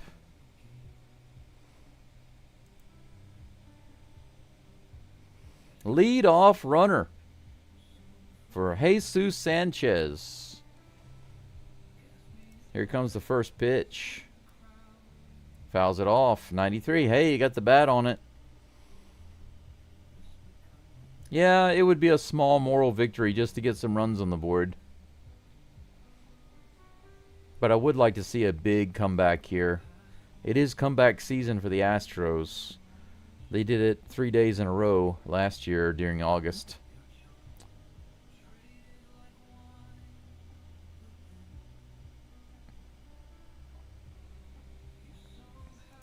Here comes the 0-1 pitch. Sanchez takes that one in the dirt, 1-1. Well, you know, the Reds, though, they have been kind of coming on, so if anybody can do it right now, I think that they have the ability to do it. We can trauma bond together. Yes, we can become an enmeshed family, can't we? Here comes a 1-1 pitch to Sanchez. He rips that one. Holy freaking cow. He finally rips one, but he just got around on it way too early.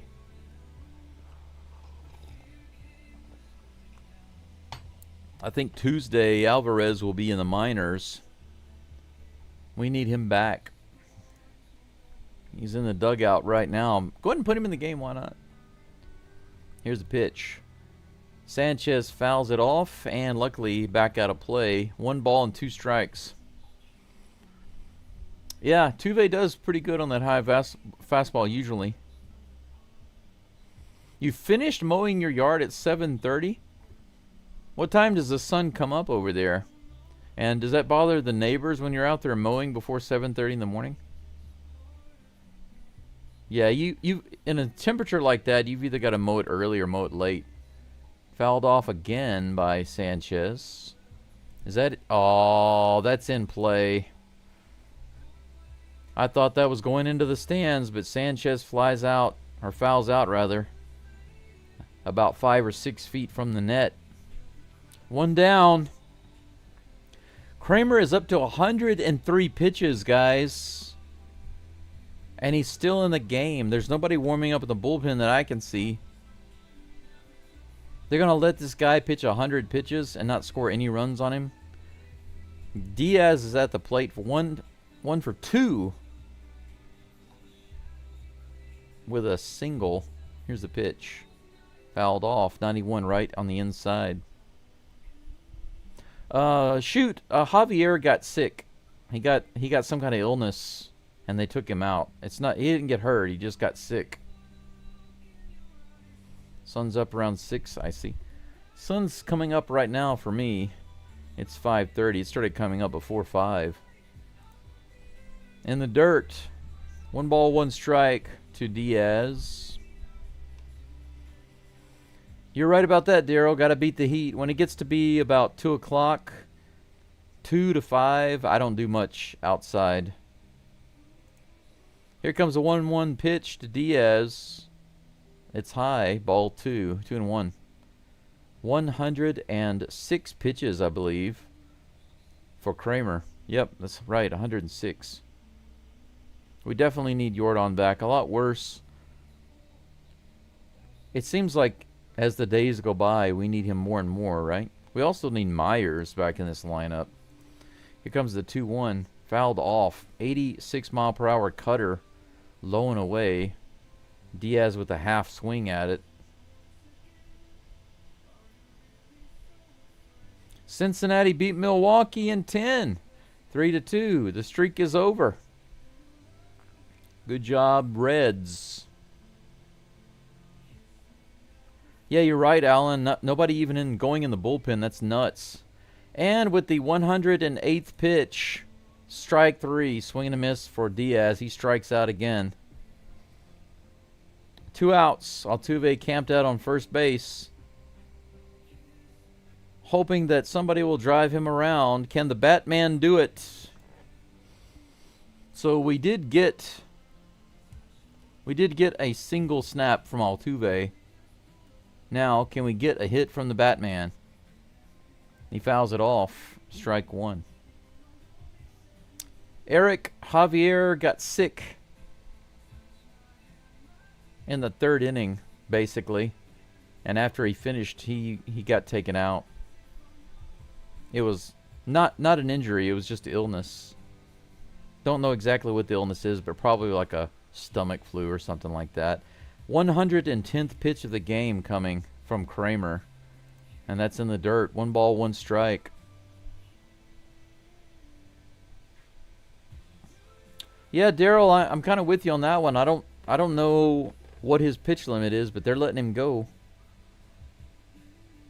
They really don't want to use their bullpen for some reason. With a 7-0 lead, you'd think that they would. 78 miles an hour in the bottom of the zone. 1 ball and 2 strikes. But you know what? If he's pitching like this, why bother? If the Astros aren't going to hit it. 111 pitches. The Astros have 3 hits. Here comes the pitch. Way up and in. Almost took his head off. Altuve is easily able to go to second base. He trots over there. Kind of sad to see him not hustle around. He could have hustled to second. Maybe he had a chance to go to third. Look at this. Just buzzed by him. Nice dance move by Caratini to get out of the way. 2 balls and 2 strikes. Oh, it is his birthday today, by the way. Caratini has a birthday. The Batman. Here comes the 2-2 pitch. Fouls it off. 2-run homer right here would be a nice birthday treat. You know, we still got the rest of this inning and 2 more innings. It's not like it's over. Astros could pull it out. I don't know why it feels like it's the 9th inning already, but here's a 2-2 pitch. Ooh, man, that one fouled off the mask of the umpire. Woo, he's not liking that one. Look at this. Wow. Off the helmet of the catcher and then right in the face. Boom. Off of Rutschman's helmet. And then right into the face of the umpire. He uttered a few expletives there. Yeah, you're right, Eric. It's kind of scary until you realize he's just sick, you know. He'll be better soon, I'm sure. Better for it to be the flu or a stomach virus than to be your arm, you know. That chin music will make you dance, that's sure. That's for sure. Yeah, I'm surprised that... Now, they got this delay right now. It'd be a good opportunity to have somebody going in the bullpen. I mean, I know he's got 2 outs and just 1 runner on, but good grief, he's up to 114 pitches. He's about to deliver his 115th. Are you really going to let him pitch to another guy if Caratini gets on here? He's getting close to 120. He's almost halfway there between 110 and 120.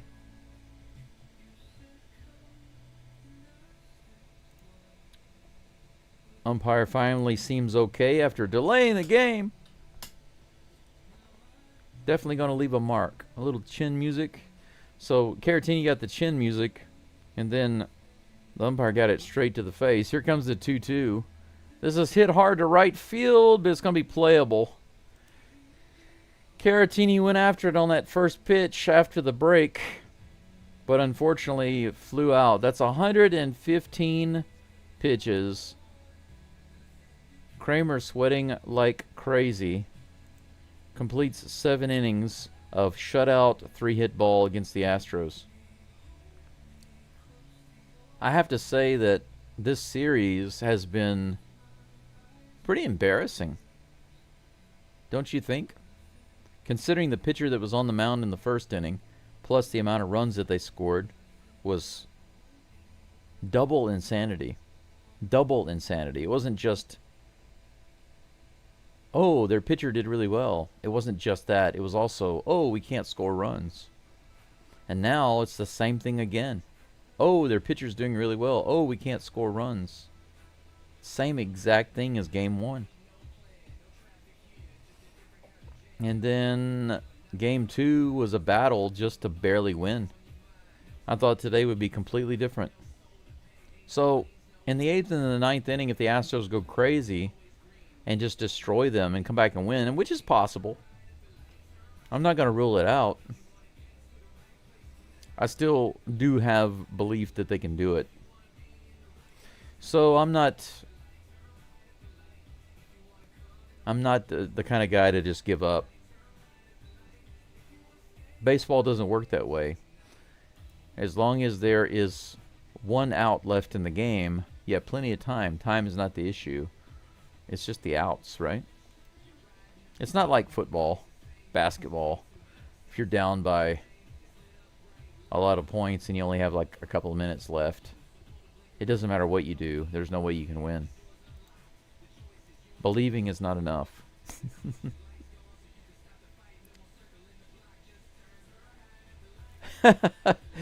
Alan says the pitcher looks like he smells like cheese, but he's also throwing that cheese, so can't hate him. The Astros' only highlights of this game right here. Sanchez making 2 home run saving catches on the fence, 1 a grand slam and 1 a 3-run homer. Literally pulling 7 runs off the board out in right field. It's already bad enough that we're down 7-0. Could be 13-0.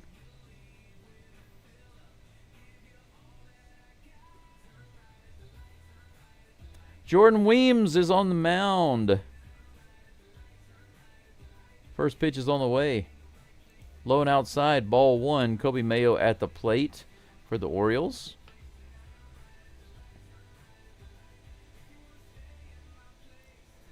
Yeah, it's pretty amazing, Daryl. Do you think that the Astros are going to blow out the Tigers tomorrow?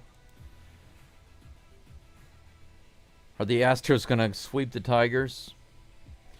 They destroy them and score like 30 runs in 3 games. 2 balls and no strikes now to Kobe Mayo. Here comes the next pitch. That's a base hit out into left field. That's going to be a double. Mayo hits to second easily. The 2-0 pitch goes all the way out to the wall. Leadoff double. Another hit for the Orioles. That's 11 hits now. Javier wasn't looking bad until he got sick. And Ogert had 2 really good innings. But other than that, the Astros pitchers just have been, once again, just as good as the Astros hitters. Which is, well, you know what that means.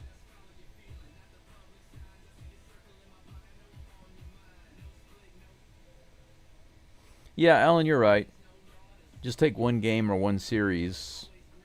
But considering who we're playing, it's definitely disappointing because nobody would have guessed this. I mean, the Astros were predicted to win the first game. Like, 75% chance of winning that game, and they were destroyed. They didn't hit anything, and the pitching was terrible. Here's the pitch. Speaking of pitching. 1 ball turns to 2 balls. 2-0 the count to Dylan Beavers with a runner on second, no outs. That's right, Mr. Page. The fat lady is warmed up, and she's backstage clearing her throat, but she hasn't sung yet. Here's the 2-0 pitch in the dirt. 3 straight balls from Weems. 3-0. No outs. Runner on second here in the top of the 8th.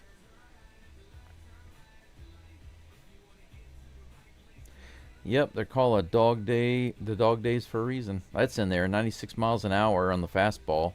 3-1 is the count to Dylan Beavers.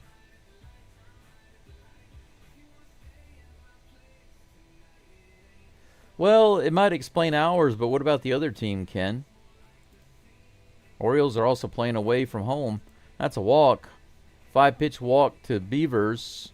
So Weems can't even get the new guy. The rookie. 2 runners on, first and second. But the good thing is, it sets up the triple play for the Astros. I'm still waiting to see a triple play.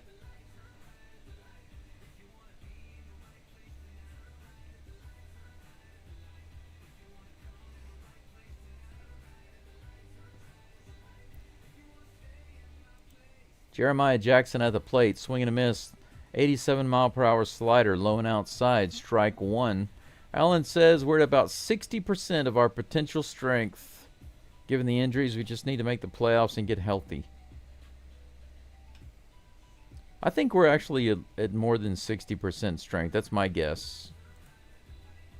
If you look at the batting lineup, we're not missing a ton of guys. We're just missing a couple of guys that are really important. But if both of them were in this game and they both had good games, we'd still be losing. Here comes a 1-1 pitch. This is hit high in the air. All the infield Pena's underneath it. Out number 1. Runners on first and second remain with 1 out.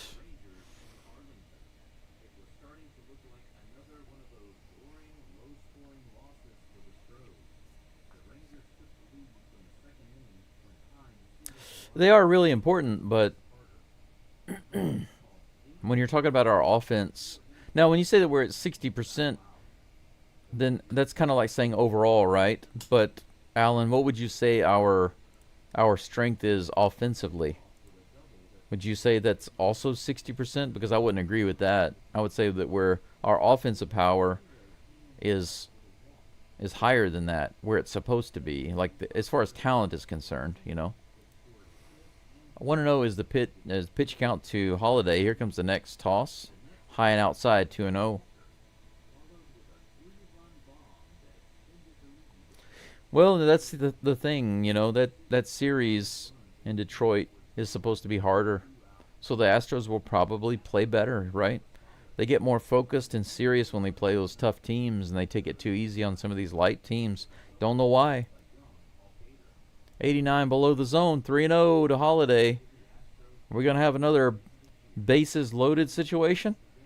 Maybe we'll have another grand slam save by Sanchez out in right field. Here comes a 3-0 pitch. That's in there, 96 mile per hour for strike one, 3-1.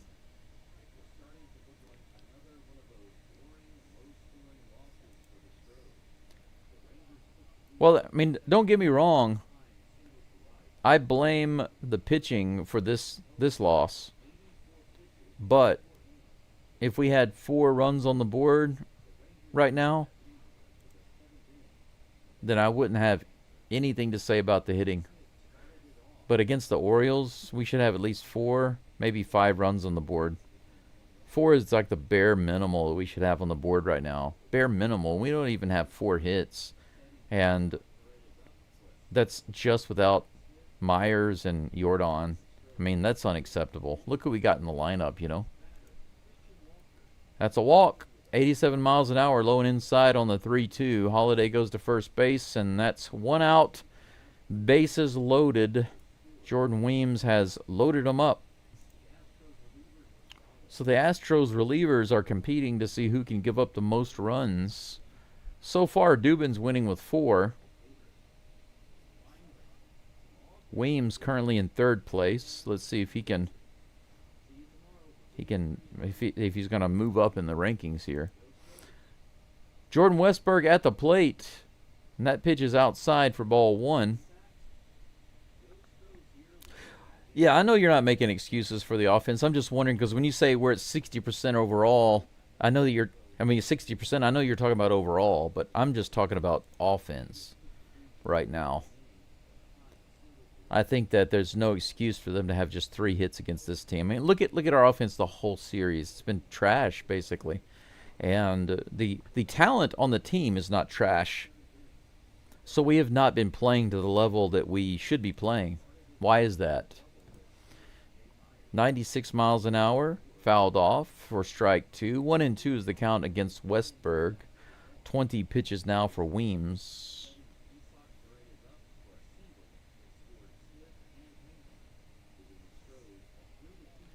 Yeah, they're just in a slump. They're in an extended slump right now with this series primarily. Here comes a 1-2 pitch. The first game, pitching and batting, bad. Second game, struggle. Third game, bad. Pitching and batting. This is just a bad series for the Astros. You know, we've got to play the Orioles again 4 more games in Baltimore. Here comes the 2-2 pitch to Westberg. Fouled off. Count remains 2-2. Well, obviously Myers and Jordan coming back, that's going to be, those are really big deals. We definitely need those guys. But is that going to be enough to get the rest of the team out of a slump? The rest of the bats? Maybe. Here's the pitch. This is hit out into left field, and Trammell can't make the catch. That's going to score a run. He dives for it, but can't make it. 8-0. RBI single.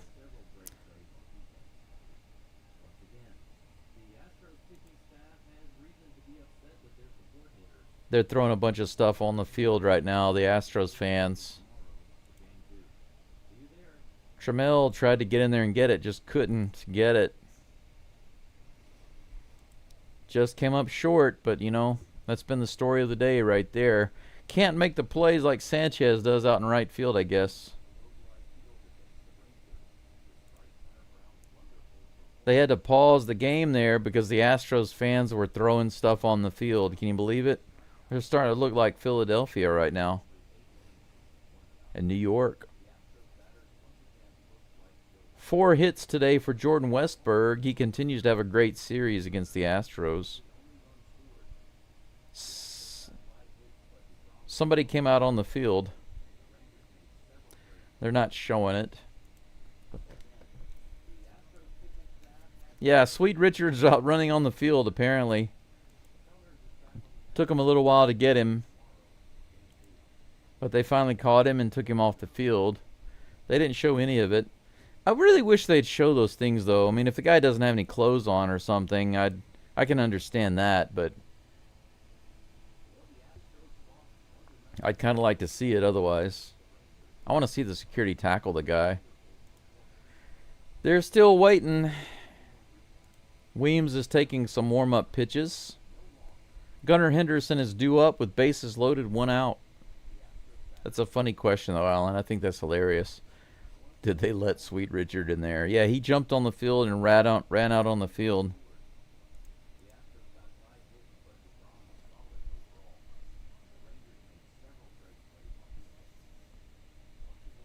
Yeah, you're right, Daryl. It's not good sportsmanship. But it went beyond that. Somebody just, for some reason, I don't know if he was upset or what, just ran out on the field. But all right, all the mess on the field has been cleaned up. The guy that came on the field is gone. Now we can play ball again. Here comes the first pitch to Henderson. Outside, ball 1. Yeah, you're right, Alan. That's not something I don't think I've ever seen that. I don't think I've ever seen that. The fans throwing stuff on the field. Swing and a miss. And nobody warming up in the Astros bullpen. Weems is being tossed in the ocean. Learn how to swim, boy. 1 ball, 1 strike.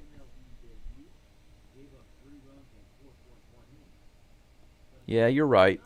1-1. Here comes the pitch. Swing and a miss. You know, Alan, what you just said is important. You said the fans are spoiled now. I will say this. That's the reason why I made the video that I made about did the Astros squander their lead. Of course not. If you understand the meaning of the word squander, and I don't mean you, I mean people, fouled off, count remains 1-2. If a person understands the meaning of the word squander, it means to foolishly to foolishly lose something and carelessly handle something without giving any serious thought or care to it. If you're squandering your money, you're foolishly spending it. You're being reckless. This is what it means to squander. And the Astros obviously were not doing that with their lead. And that's what Chandler Rome said in his article in the New York Times. He said that the Astros squandered their lead. It's a ridiculous choice of words.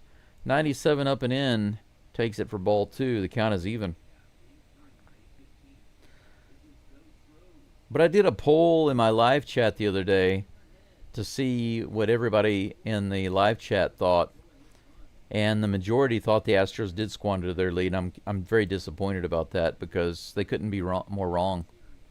That's one thing that I will not bend on. The Astros have not squandered their lead. People who think they do, they either don't understand the word squander or they're just being too emotional.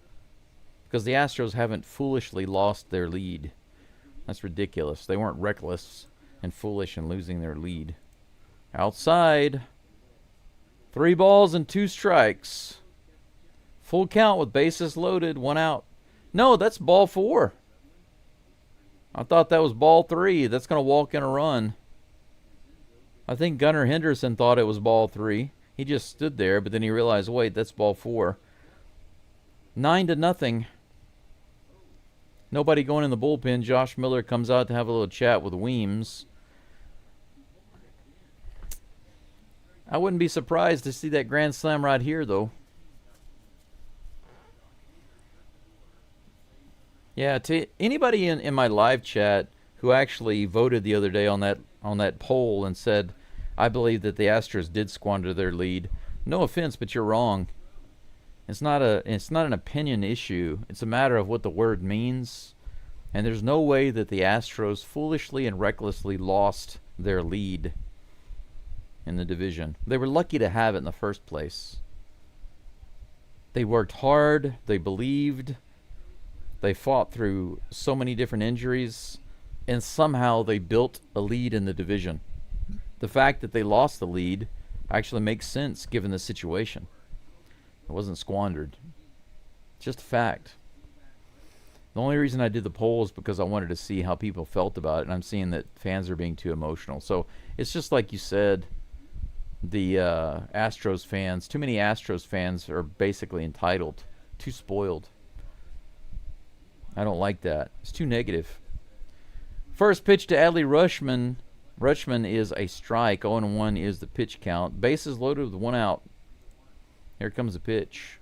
In the dirt. 1-1.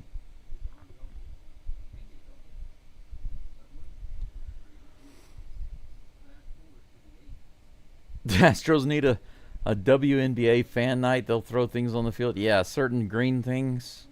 Is that what you're talking about? 1 ball, 1 strike. Here comes the toss to Rutschman. Look at the bright side. The Astros have 2 more at-bats coming. Maybe they bring in a bunch of pinch hitters and they just go gangbusters. Huge comeback. Astros win 10-9. 2 balls and 1 strike now to Rutschman. Here comes the 35th pitch of the game for Weems. 35 pitches this inning. He is working his butt off right now. That's ball 3. He's about to walk in another guy. 3-1.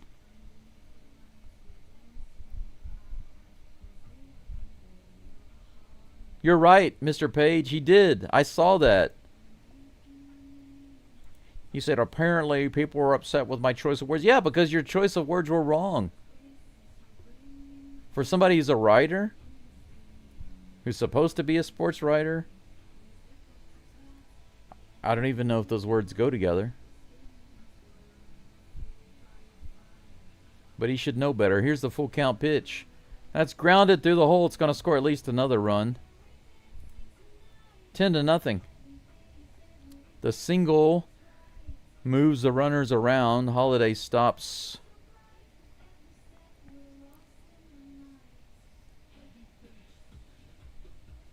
At home plate for another run.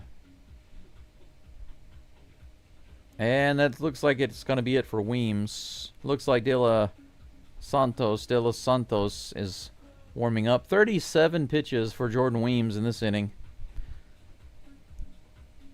Yep, Weems is going to go back down. That's my guess.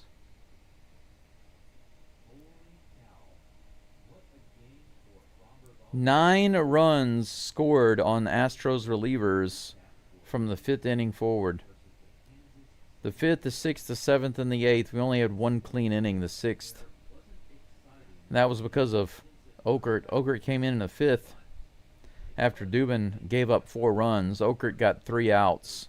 Came in the 6th, got 3 more outs. But then 2 more runs and then 3 more runs this inning. What a game. Can we concede? I wouldn't be upset with them if they went ahead and conceded. They could say that. They could all say, you know what? I don't know what Javier had, but it made everybody sick. We have to send half of our team to the clubhouse to see the team doctor, so we have to concede because of illness. Half the team gets an illness. I want to see that. I think that would be hilarious.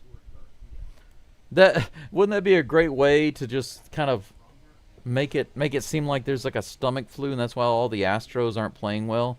Well, actually, Javier was the only one that left the game, but everybody else is sick too. Like half the team is sick.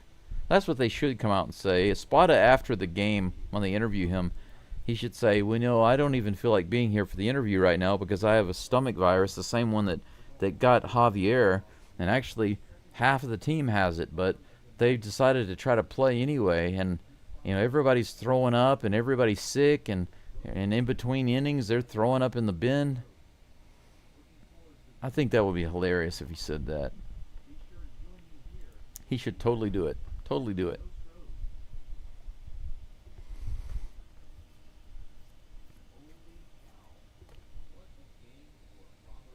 Yeah, you know what, Alan, you said happens with every dynasty, unfortunately. Yeah, and you know what?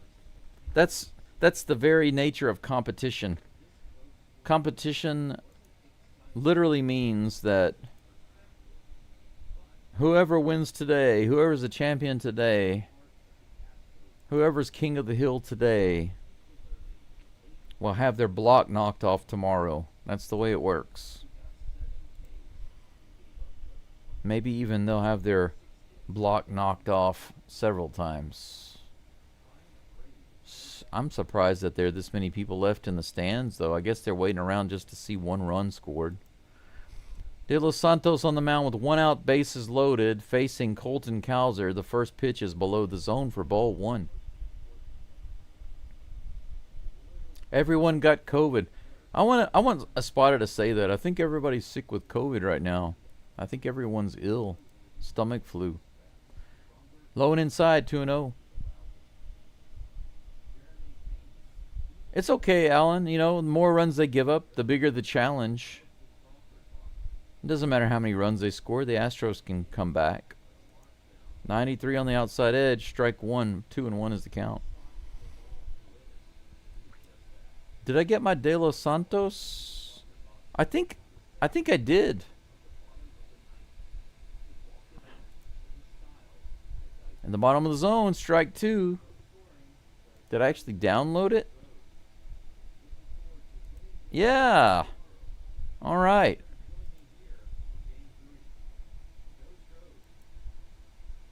Yeah, I did get it.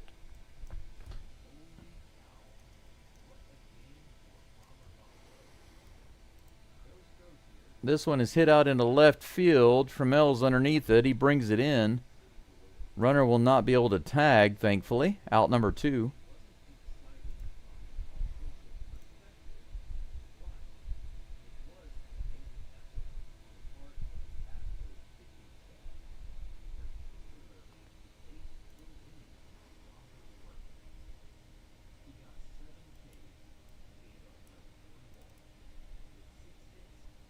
Where is the picture? There it is. There we go. Boom. Here comes the next pitch to Basalo in the dirt, ball 1.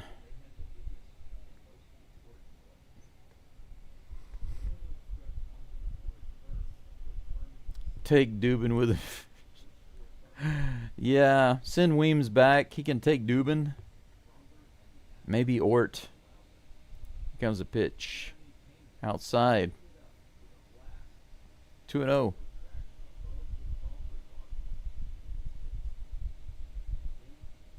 A massive case of diarrhea hits the clubhouse. I'm going to laugh my butt off if they say that there has been something kind of going around in the clubhouse. Even if that's all they say. Even if they don't play it off as like that's the excuse. If they just mention anything like that. If I get a hint of anything like that going on. Because think about it. Pena was out with the flu. Javier left the game with an illness. Maybe there's something to that. It could be. Here comes the 2-1 pitch to Basalo. That's hit up the middle. That's going to score another run at least, maybe 2. And of course, Basalo's first RBI, he has 2 RBIs. It's 12-0. The Orioles have 12 runs.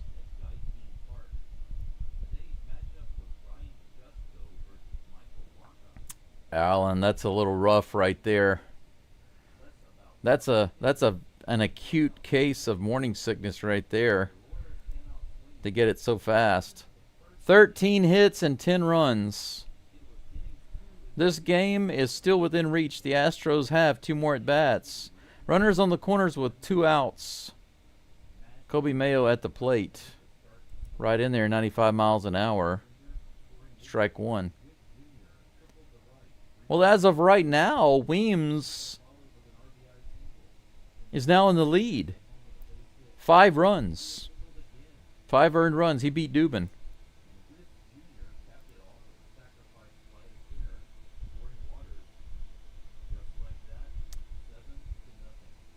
Yeah, you know, right now you could say the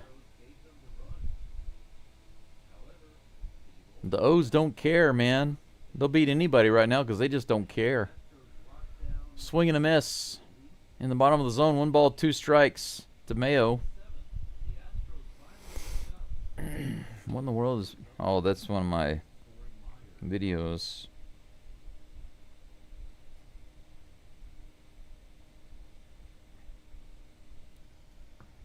This is hit really hard to left field, out towards the wall. Trammell is back, and he makes the catch right at the 366 sign. Very close to being another 3-run homer. That would have been 15 runs on the board in 8 this inning. You know, this is no joke. If they had brought in somebody like Cooper Hummel to pitch in the 8th inning, they wouldn't have given up 5 runs. You know they wouldn't have. It kind of makes you wonder. We've got our pitchers coming in, these relievers coming in and working so hard to try to limit runs, and they give up 11 runs. No joke. Let's flip that script. What if we brought in Chas McCormick and Cooper Hummel and guys like that and let them pitch instead as our relievers? Do you think that they would give up 11 runs in 3 innings? I think no. Because the Orioles would try really hard to get hits on those, and maybe they'd score a couple of runs, but they wouldn't score 11. I really don't think that they would score 11. Why don't we just let guys who throw it like 45 miles an hour, why don't we let those guys pitch? You know, Ken, you said Billy Wagner's available. I made that joke the other day, but seriously, think about this. If you have a guy, even if it's Billy Wagner, okay, go to the mound, and I'm being serious, by the way, and just throw it just hard enough to get it to the plate. You know, just lob it in there as softly as you can at the slowest speed possible, and just put it in there. It's a lot harder to hit that than it is to hit the Astros relievers right now. And I'm not joking. I'm being serious. Jason Alexander is the favorite on the poll. MVP for August. 49% of people voted for him. 33% voted for Correa.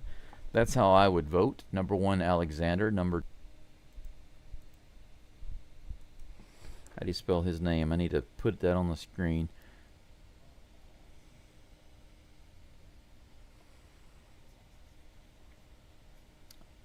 Dubon fouls that one off. Strike 2. Come on. Wolfram. I'm just going to put his last name on there. I can't see the rest of his name there. Dubon hits that one out into right center field. There's a hit. 4th hit of the game. The Astros are on the comeback trail with a leadoff hit here in the bottom of the 8th. Let's go in the extra innings, Daryl. Yep, we just need a dozen to put it into extras. That would be definitely the strangest thing I've seen this year. For the Astros to come back, get 12 runs, and go into extra innings. Here comes the pitch. Jacob Melton at the plate. Takes that first pitch for strike 1. Doobie on first base with a single. Trammell on deck and Pena in the hole. Come on, Blade. Let's see that bat. Outside, 1-1. Doobie's still second base. They don't even try to throw him out. Nobody even covered. Here comes the next pitch to Melton, the 1-1. 97 inside, swing and a miss. 1 ball, 2 strikes. We got him right where we want him. That's right, Death. Death Before Dishonor says we got him right where we want him. We have successfully lured them into a state of relaxed comfort. Fouled off. 1-2, the count remains. The Astros have officially done 2 things this game. Number 1, they have made the Orioles think that they've got this game in the bag. They've become too comfortable.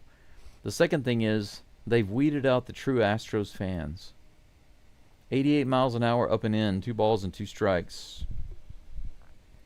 Now that the true Astros fans are left in the stands and the Orioles thinking they have the game in the bag, we start to unload. Here comes the 2-2 pitch to Melton.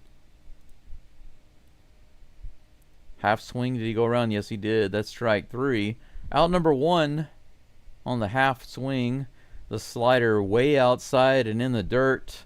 It was a terrible pitch to be swinging at, and Melton thought it looked sexy, so he went after it.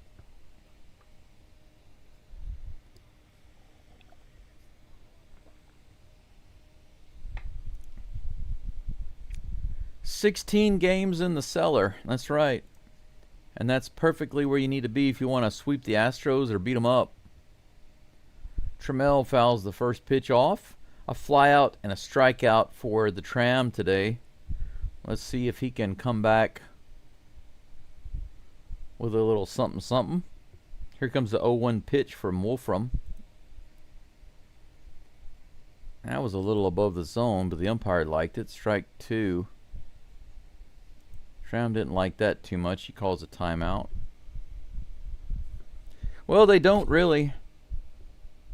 All they can do is increase their value. Feel like they're accomplishing something. When you know you're not going to get into the playoffs, you might as well just do whatever you can. Tram takes the strike 3. Just stands there. 97 miles an hour. Out number 2. So the Astros are really good at getting somebody on base this game with a single. On average, every couple of innings. Pena comes to the plate with 2 outs. Doobie hanging out on first. He fouls that first pitch off. 86 miles an hour. 0-1 is the count.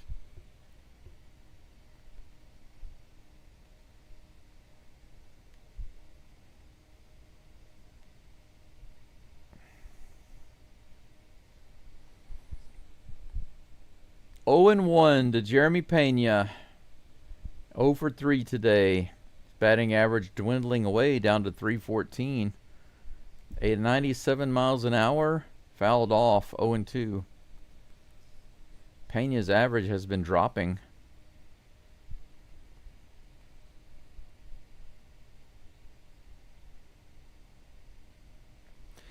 Have you guys heard of the honey badger? Honey badger don't care. That's kind of like how the Orioles are playing. They don't care. Here comes the 0-2 pitch to Pena. Strike three. Swing and a miss in the dirt. Pena doesn't run to first. Who cares? Can't be bothered with that. Just walk to the dugout and give up. Crowd is completely silent right now. We are done with 8. 14 hits for the Orioles, 4 for the Astros, 12-0. That's right, you heard it. This game is not game 1. This is worse than game 1. 12-0. Going into the top of the ninth. What's sad is that the Astros have to bat again. It would be better if they just could opt out. Just take the opt out.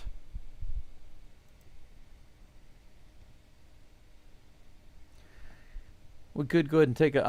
I'm not going to do a scoring summary because I'm not going to sit here after the game and list all of the hits and the scores that the Orioles got. That's useless.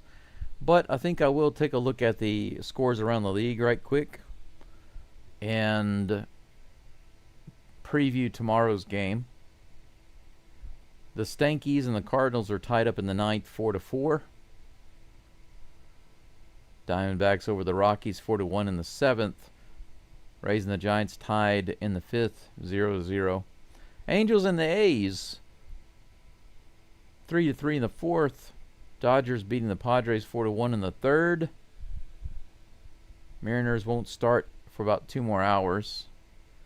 Hopefully the Mets can get her done today and we can keep the larger lead.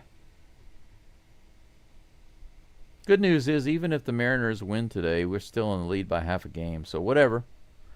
Rangers beat the Blue Jays. I think that's good. Keeps the Blue Jays at 73 wins. Brewers did get beat by the Reds in 10. Tigers lost. They stay at 73 wins. So that's all good. That's okay.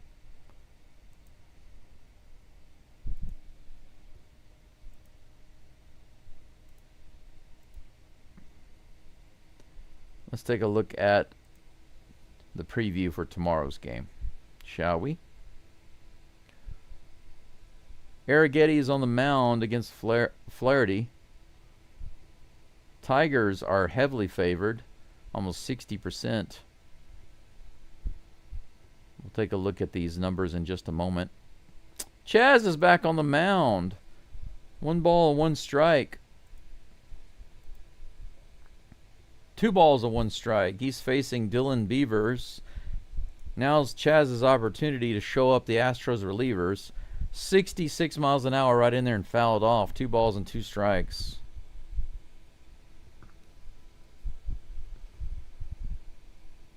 Here comes the toss. This is hit hard out into left field, but catchable by Trammell. 1 away. McCormick already doing better than several of the relievers. I'm telling you, this is McCormick's chance to prove my point.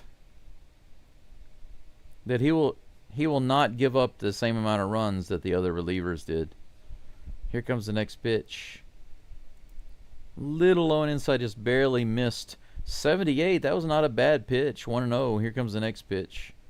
This is hit into center field. That's going to be playable. Look at that. 2 up and 2 down. 2 fly balls. I'm telling you.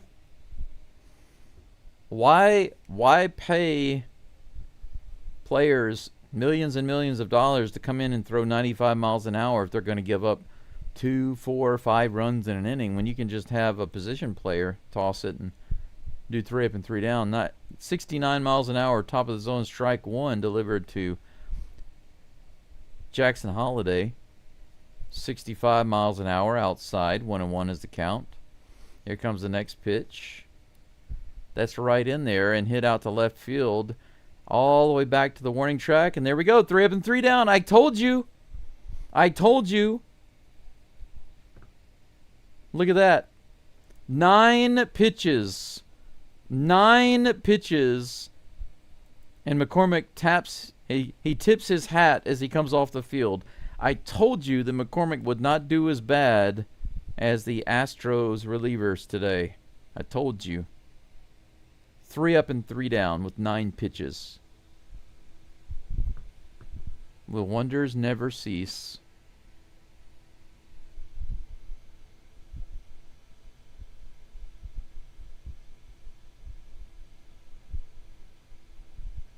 I don't really understand what that means, Albert. Have to scoreboard watch, take care of your own business. I'm not sure what that means. Ramon Urias is in the game. He will be up to bat in just a moment. If there are no other batting changes, Altuve will be on deck, followed by Jesus Sanchez. Cougs, you're right. Don't mind losing, but 12-0, yeah. I agree.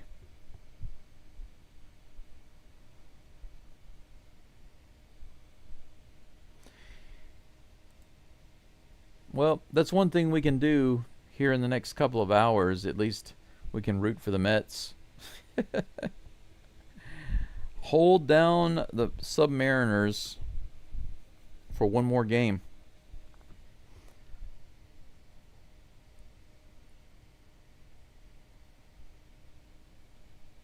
I've basically already done the preview for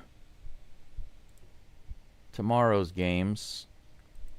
I did want to show the pitcher stats right quick. Arrighetti on the mound versus Flaherty. Flaherty's 6-12 with a 4.76 ERA. His WHIP is 1.31. 124.2 innings pitched. 114 hits. Lots of strikeouts. 153. But also lots of walks. 49. And 20 homers. That's kind of quite a bit. But he strikes out a lot of guys. Interesting that he's 6-12. His win-loss record is terrible. Oh, look at that. We got a hit right off the bat. Of course it's Urias. Ramon Urias comes in on the second pitch. Gets a hit. Corbin Martin is on the mound for the Orioles.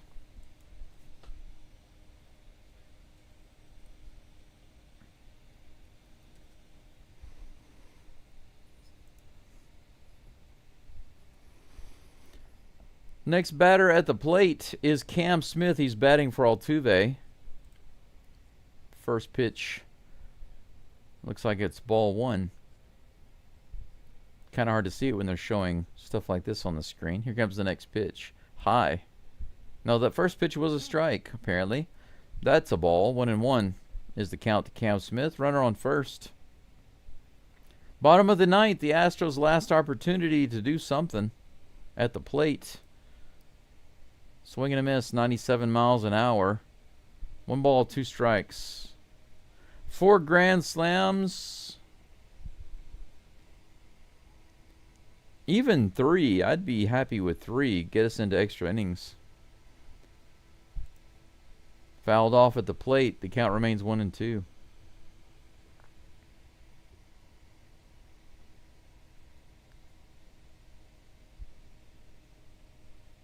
Cam batting .253. Imagine what it would be if he hadn't gone on that big cold streak.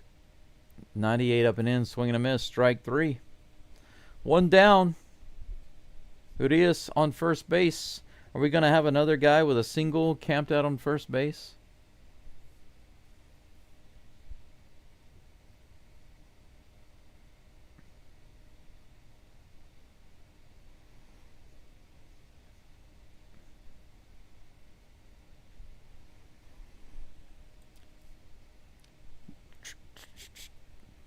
Jesus Sanchez at the plate.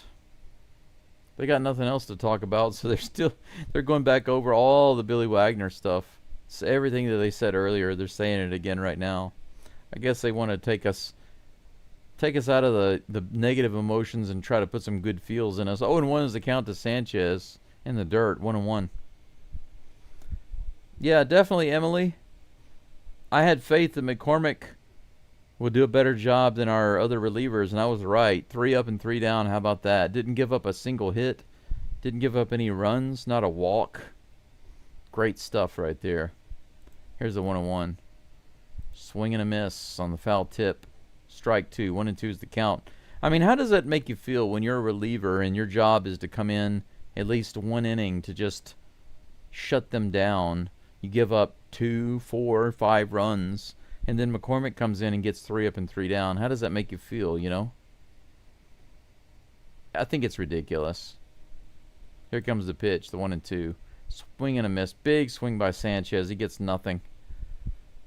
Out number 2. But the good news is that Urias takes second base, so we got a runner in scoring position. Boom, baby. 2 away. Runner on second. Yainer Diaz at the plate. Yainer, are you going to give us a run? Give him one little shiner, Yainer. Here's the pitch. Of course not. The slider way outside and almost in the dirt. Swing and a miss. Yainer going back to his same old ways. Let's not revert. Here's the 0-1 pitch. Ooh, 93 mile per hour slider above the zone. Swing and a miss. 0-2. This is it. We are down to our last out. As soon as this is over, I'm going to wish you all a fond farewell and forget this game and look forward to tomorrow. Here's the pitch. This is bounced to the left side. Should be an easy throw. It's in the dirt. He's safe. Look at that. Yainer beats the throw at first. That's the second time this game. Kudos to Yainer for running his butt off. Just hustle.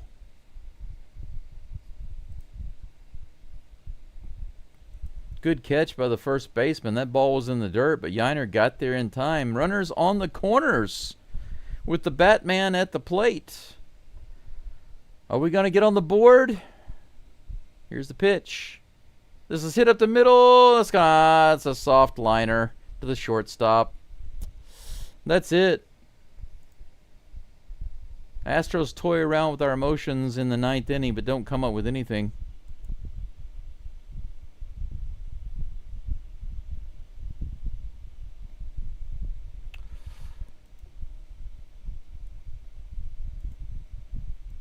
Win your game, help yourself. I still don't understand what you're saying, Dixon. Maybe you're saying don't worry about what other people are doing. Just focus on your game. Is that what you're talking about?